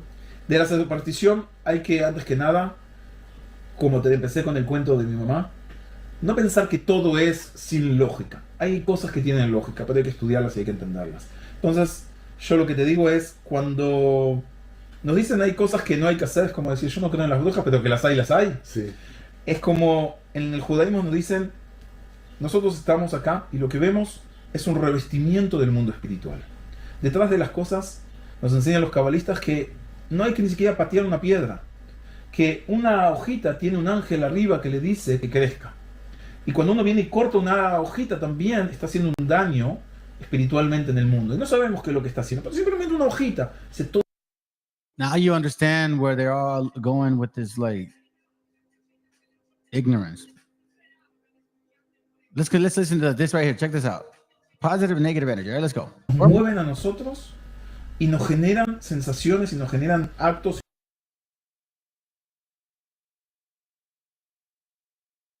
I say this. These are their kings. These are their well-known versed people of the fucking doctrine. Y'all are the worst people to give any understanding. Even your Talmud doesn't give an understanding. Because your Talmud confuses you. What are you talking about? You have a bunch of dumbass rabbis that can't even wipe their fucking ass talking about shit about, well, I mean, I agree with him, but I don't agree with that. Bro, listen, all your rabbis are pedos. All your rabbis don't wipe their ass. All your rabbis don't wash their ass. Listen, remind that shit to your people. This is the inside talk. Your rabbis smell like ass. Most of them wear diapers. Most of them don't even fucking wipe their fucking shit off their culo way. Why should we believe people like you anymore? We done, man. We done. You guys infiltrated Argentina. Matter of fact, I'll advise you to a movie so you can actually see what I'm talking about. It's called Operation Final. Operation Finale. And it shows exactly how nasty, bloody it had to be to get rid of these Khazars, bro. And we're going to have to do this. We have to get rid of these Khazars. This is the only way. They're infiltrating in our people. They're lying about who we are. You guys are not the Jews. Do you understand this shit? Or does somebody have to remind you? Or should I say Gaza? Is that hurtful? Nos generan impulsos que eso puede traer consecuencias positivas o negativas. Entonces, hay cosas que no sabemos por qué, pero si las hacemos nos puede traer buenas vibraciones. O al revés. O al revés. Y solo antes de también... Do you hear that? There's things that we can do. And if we do those good things, it will bring us good vibrations. Does that sound like, I don't know, God? No. It sounds like individualism. Continue. Y antes de, yo sé que sos una persona muy ocupada y tiene muchas cosas, quiero solo tocar un tema de Purim. Pues ya que estamos llegando, que es la fiesta de la salvación. It gets into some of the little religious shit. Anyways, so let me see if I can get this out the way. So let me get over this here. Okay. Before we continue with this video, I want to share this with you guys first. I've shared this before. This is actually a good point because now. By the way, they took this video off from YouTube. Okay. We can touch on it a little bit. I want to speed it up. We can segue into the video because it's really talking about a lot of different practices. Okay. Again, practices. Remember what the concept is. Kabbalah. This is what they do. This is what they believe in. These were converts. Y'all know exactly why we're showing these things. Somebody has a heritage. Somebody's lying. And somebody has a heritage that they don't even know about. And what we're trying to figure out is, who are those people? Let's go. Established and thousands of new laws formulated. There, the same Pharisees who killed Jesus Christ remained the undisputed rulers of Judaism. In Babylon, the Pharisees codified their oral traditions into the Babylonian Talmud, the written form of that oral tradition which Jesus so bitterly rebuked. The Talmud reveals how deep was Israel's apostasy. The Talmud also helps us understand the basis for Christ's unflattering descriptions of the Pharisees. Jesus described the Pharisees as hypocrites, children of hell, blind guides, whited sepulchres, full of dead men's bones. He even described the Pharisees as children of their father the devil, a murderer from the beginning. The Talmud confirms Christ's words. In the Talmud, in Treatise Sanhedrin, an extensive passage describes the right of the Pharisee to kill anyone, just as long as he did so indirectly. As one of dozens of examples, the Talmud tells us that if one bound his neighbor and he died of starvation, he is not liable to execution. In such an indirect manner, the Pharisees also killed Christ. Manipulating the Romans to actually wield a spear and sword, the Pharisees claimed, as their descendants do today, that since the Romans were the direct cause of the death of Christ, it is the Romans, not the Jews, who are guilty. Christ also called the Pharisees adulterers, an adulterous generation. The Talmud provides generous loopholes for adultery. It says the penalty for adultery does not include sex with a minor, the wife of a minor, or the wife of a heathen. The Talmud also encourages seduction of unwed adolescent girls called designated bondmaids. But it's important how such rapes are performed. With the designated bondmaid, one is guilty only in the case of natural connection, but not in the case of perverse connection. The Pharisees reasoned that rape in a perverted manner is outside the jurisdiction of the law. Normal rape, however, was punishable. In Babylon, sexual perversion of every kind had been a way of life for millenniums. The Pharisees were deeply influenced by such practices. In 3 of the major treatises of the Talmud are found extensive passages which give legal endorsement to seduce and marry 3-year-old baby girls. In fact, many of the greatest rabbis of the Talmud, including Simeon ben Yochai, upheld this privilege. Today in Israel, thousands of Jews go to Meron every year to venerate the memory of Simeon ben Yochai, one of the most respected rabbis in the history of Judaism. In one of dozens of endorsements of child sex, Simeon ben Yochai said, "A proselyte under the age of 3 years and a day is permitted to marry a priest. Agreeing with Ben Yohai, the great Rabbah said, when a grown-up man has intercourse with a little girl, it is nothing. Or when the girl is less than this, 3 years and a day, it is as if one put the finger into the eye. The footnote to this passage says, as tears come to the eye again and again, so does virginity come back to the little girl under 3 years. The same section confirms that sexual activity with small boys is in the same category. The intercourse of a small boy is not regarded as a sexual act. In addition to adulterers, Christ, in the story of the Good Samaritan, portrayed the Pharisees as racial bigots, too self-righteous to respond to the suffering of one who was not a Jew. It is true, because of the wickedness of the Canaanites, which included sodomy and infant sacrifice, Israel had been commanded by God to be harsh in her treatment of the inhabitants of land.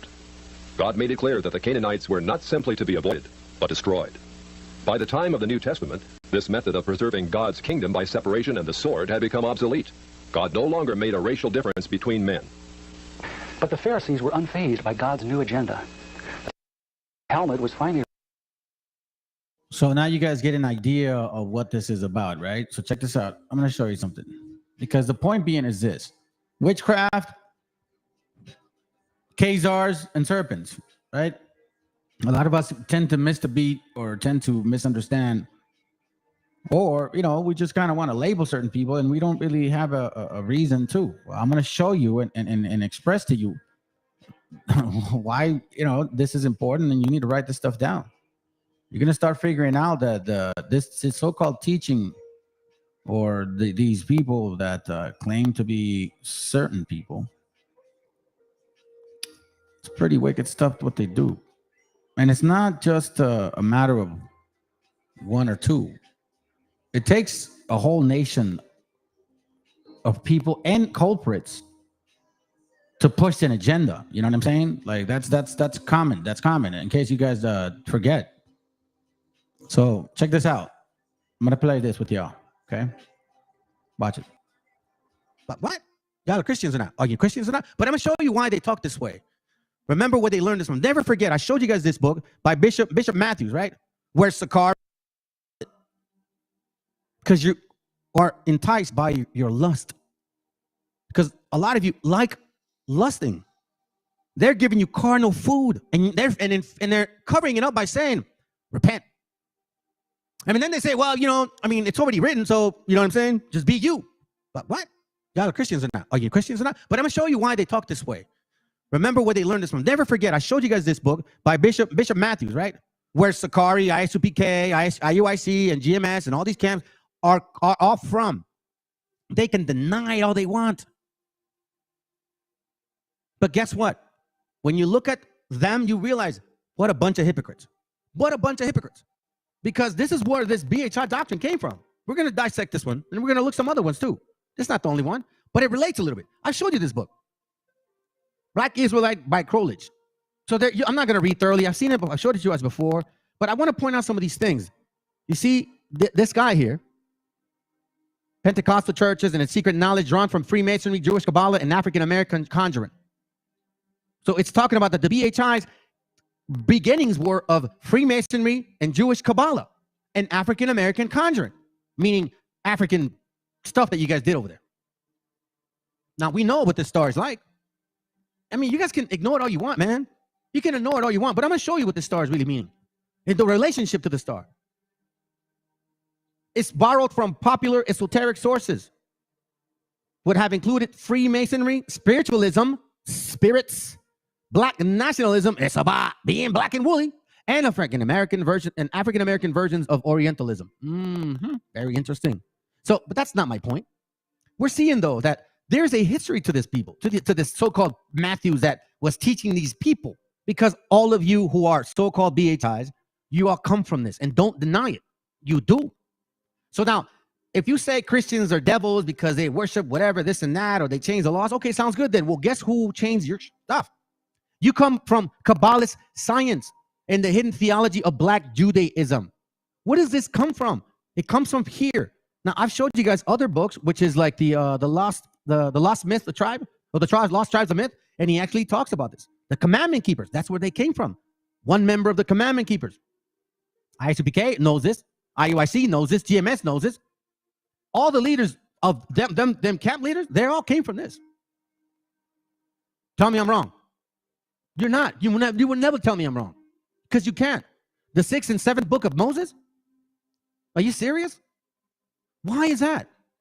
Because it says here, Moses became identified with Hermes Trismegistus, the emerald tablets. Wait a minute, hold on a second here. So now I'm going to read this to you. Matthew's personal papers and Scumdom Library in New York included 2 amulets, of geometric design and Hebrew words borrowed in part from the 6th and 7th book of Moses. Okay, now.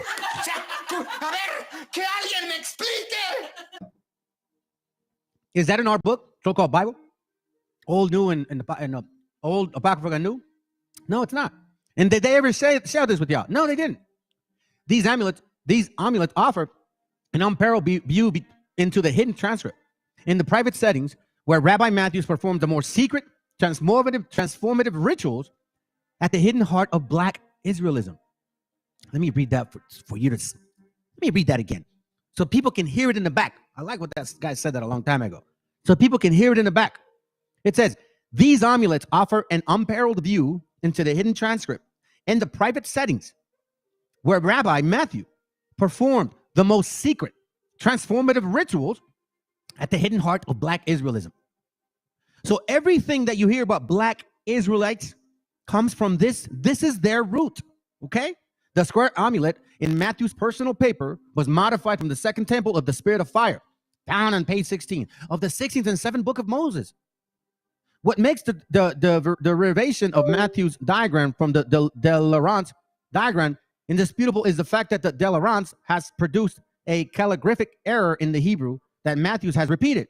The word at the bottom, haka'ak, meaning the power, has been miswritten. An errant vertical cross closes the gap. Look at that. What is that? Some kind of squared Hebrew diagram? What are you worshiping? In the middle letter, making it. I don't really want to get into it. I don't want to take too much time on this. Excuse me.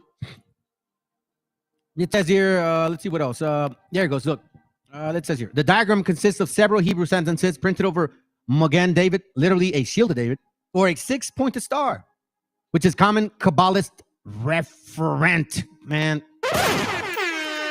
So go watch that channel over there, bro. Go watch them. Enjoy yourselves. Enjoy that beautiful so-called wicked star. Enjoy it, man, because you're being led by spirits, and this is why it hasn't changed. These are the same people, just to tell you, because Christians will tell you, hey, being gay is cool. And, not the Republican ones, but, you go to church and they tell you being gay is cool. It's okay. You can accept them, right? What's any different with that? Or, for example, you got these people in the streets now walking around with guns at camps. Yes, they have guns at camps, and they're telling them, well, we carry them in case somebody wants to get shot. But, I mean, I don't know, man. Maybe yo soy un lelo, you know what I mean? Maybe I don't know enough, I don't know. Maybe I like to keep things simple. But if I recall correctly, I remember something in Luke saying something like this. Okay, I'm just saying. Luke 9, and it says here, and he said unto them, take nothing for your journey, neither staves, meaning sticks or a stick, nor scrip, meaning nothing planned to, I'm going to teach them this way. No. Neither bread, neither money, neither have 2 coats apiece. And whatsoever house ye enter into, there abide, and there then depart. And whosoever will not receive you, when ye go out of the city, shake off the dust from your very feet for a testimony against them. No. But you know what? Sakari now, it's okay to carry guns. I don't know what other camp is doing it, but that's the psychology. That's the spirits. But again, why are they acting that way? Because this is the root of them. This is the root of them. So the understanding that supposedly Nate, the dirty snake, has, or General Yohana has, or whatever you camp owner has on GMS, or whatever dumbass camp that you guys are listening to, that said that the end of the world within 2000, this is their root. Right here. This is their root. Jehovah? Oh, I'm going to show you what that means, bro. I'm going to show you what that means. Amulets, incantations. Matthew, God is even possible that through the ritual use of these amulets and incantations, Matthew believes himself able to unify the triune parts of the Pentecostal Godhead. God is the Father, he is the Son, and they meet via the medium of the 8th fire, the Holy Spirit. The Kabbalist diagrams that Matthew based his parts on the publications of De Laurence seems to have provided ritual blueprints for the embodiment of divine power in the manner consists with reputable reputedly Jewish. Didn't what's his name? The Sakari group. Didn't they say that they read the Talmud? You got time to study that, bro? It's very clear.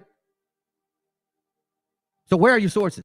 So your spirituality, where you guys come from, Black Israelism was lived through secret spiritualist and Kabbalist rituals that taught openly through Masonic affiliates and Sunday schools. On a larger scale, the rise of mystical African American esoteric religions at a height of 1920.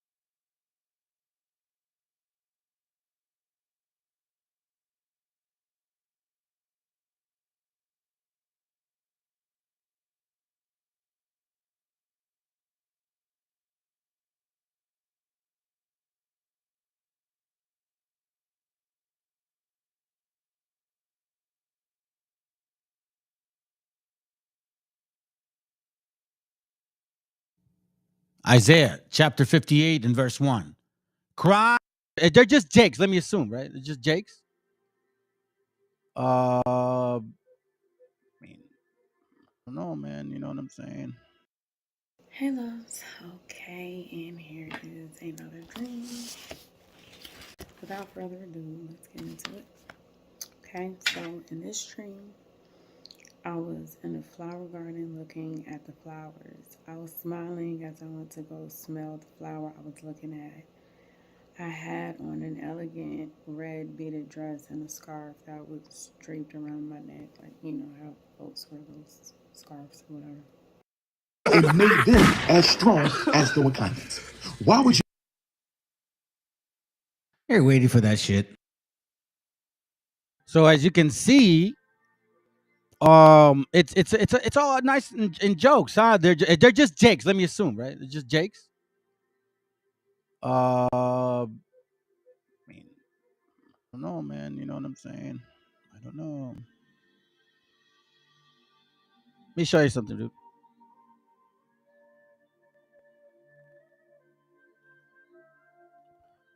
All right, answer this, okay? You said that the white man took their culture. Okay. You see this right here? Yeah, I already did. I know I know where you're going. That they're all black, right? I don't understand what the Lakeisha is. Like it's an old relic from back in the day. So, but that's not the point. We're talking about right now, okay? You said Esau. You said they took their heritage. Oh, poor me. You see this empathy family? Okay, you see this right here? This is the a journal of the Negro history, right? So it's like slaves, right? See the slaves, right? You like Gallego, Isaac, yeah, slaves. They supposedly white people had slaves, right? Pennsylvania, South Carolina, hundreds of slaves. 14, 10, 12, you know what I mean? 20, all of this stuff, right? Check it out. Check it out. Like it's just a bunch of slaves, man. Like look. Oh, poor black people, right? That's what you're assuming. Louisiana. Well, let's go to another state. No, shit. There's a lot of them in Louisiana. Remember the Louisiana Purchase, okay? Remember that. Connecticut, Delaware. Hey, listen, family. Can you guys Google the relic that he's talking about? Just Google it. Please look at it. Apparently, he thinks I'm scared to show it. I have a kind of like a session going on right now. You know what I mean? Anyways, so check this out. 24 slaves, right? Hundreds of slaves, man. Hundreds of slaves. Now you're saying Esau took away their heritage. Okay. Explain this to me then. Okay, explain this to me. And don't be telling me some dumb scripture. Free Negro owners of slaves in the United States in 1838.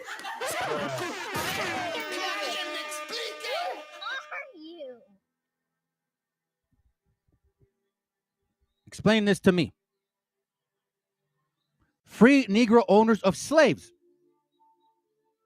Since you want to defend them so much, you're defending them more than you're defending your own gente. So as of right now, I don't care what you think you are. Based on your spirit, you could be them for all I give a damn. Because you can't explain this. Explain this to me. Free Negroes. Wait, what are you talking about, bro? Free Negro owners of slaves in the United States of America. Together with absentee ownership of slaves in the United States in 1830. In 1830.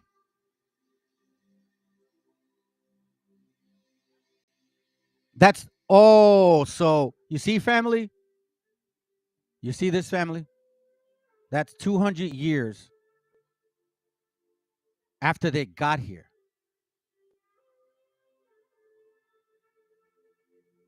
But see, that makes no sense now.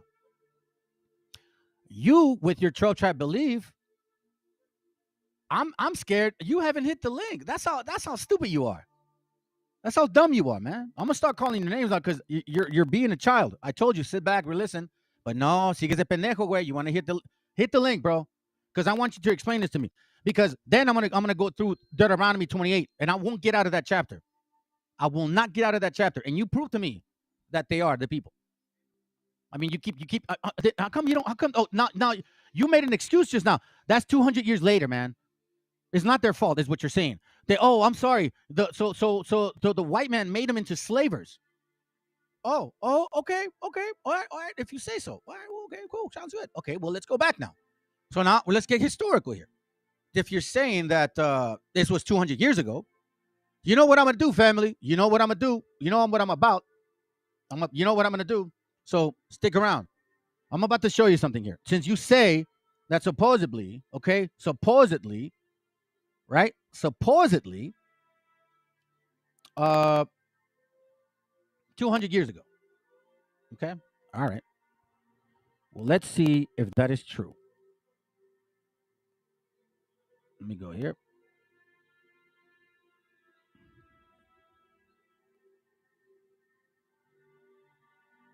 Black Society in Spanish Florida. Okay. It's not the book I'm going to bring out. So here, right here. Check this out. You see that right there? That says there, Juan Garrido, African, Portugal, black. These are black conquistadors. These are negro. Look, life patterns of some black conquistadors. You see what I mean, family? You see what I'm saying? You see what I'm saying? This all talk. She's probably Yehudi. Oh my God, it's Yehudi. That girl doesn't stop. Oh wow, dude, that's crazy. Look. 1, 2, 3, 4, 5, 6, 7, 8, 9, 10. Only a few of black conquistadors. Juan Garrido, el conquistador negro en las Antillas, Florida, Mexico, y Carolina. What are you talking about, man? I mean, what are you talking about? What are you talking about? Here, I'll show you another one. Okay, here's one that's going to blow your mind. Here goes right here. It says here, watch. This is from a current book, okay? Now, you said 200 years ago. 200 years ago. You guys can Google it. I already saw it, man. You're the one. You're listen, Yehudi. It's a girl. Family, don't worry about it. But I'm glad that she's here again. She likes me. It's all good. I know I'm sexy. It's all good. An untold number of free people of African descent, black conquistadors, born in Africa. You see? So now 200 years ago, now it's because of slavery, or now they're black Edomites. Well, guess who started teaching that? Dummy. That was me. You are in the channel that brought that out. You didn't know that, did you?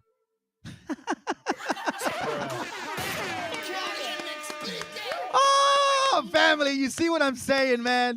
This is beautiful. Let's read. An untold number of free people of African descent, black conquistadors born in Africa or in the Iberian Peninsula, also accompanied Spanish conquistadors such as Hernán Cortés and Ponce de León. So if they're black Edomites, how do you believe the 12-type chart, Ak? You're sitting with black Edomites then.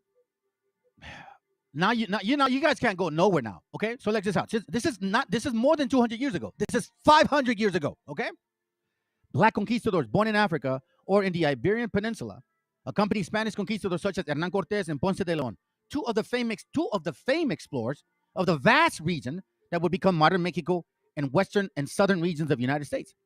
And as we might expect, their exploits were just as heroic and just as problematic and as those of the fellow conquistadors. Well, then why don't you okay, if that's the case, then why don't you accept white people then? Why don't you have a tripartite chart that says white people there too? It's not about wheat and tares with you, bro. You care too much about these heathens. And you're probably one of them. And you just have feathers on your head. If you're not Yehudi. You don't want two nations. You don't want two nations. No, you want people to believe that the original people were Africans. While the number of African explorers is impossible to determine. Whoa, hold on a second. You said 200 years ago. You said, oh, that was like 200 years ago. So apparently you don't know your history and you're regurgitating things that people teach you. Okay? It says here, while the number of African explorers is impossible to determine, meaning it's such a vast number of them, we don't know how many it really were. Okay? Many. So it wasn't just white. You see what I'm saying? It wasn't just white. It was white and black folks. Africans, white and Africans, if you want me to say it clear. But you're defending them. You think, wait, hold on a second. So you think that the so-called Negroes that are here are not African? Is that what you say? That Noah has 3 kids? So you want to say that they're Shem, not Ham? Is that what it is? Oh, this is getting better. This is getting better every time. Let's continue. They participated in some way in virtually all of the Spanish expeditions in the New World in the 16th century. These black, okay, like Culo Miado says, black. Chijoto way. These black conquistadors set an example for subsequent racial relations throughout the entire Spanish colonial experience, just like you're doing right now. This has changed your experience. If you are our people, then you're lost, man. Living their daily lives with degrees of complexity that rarely would be achieved by black men and women in the early English settlements in the Caribbean and in North America. Indeed, wherever Spain set its flag of conquest, Esau, okay?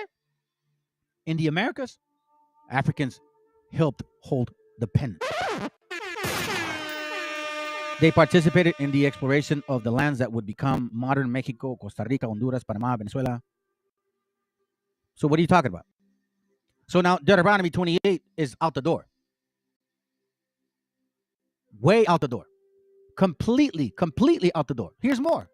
Since you say that, oh no, you know, it's not, no, there are people. No, they're not. Look, check it out. This is another book. January 1, 1863, President Abraham Lincoln signed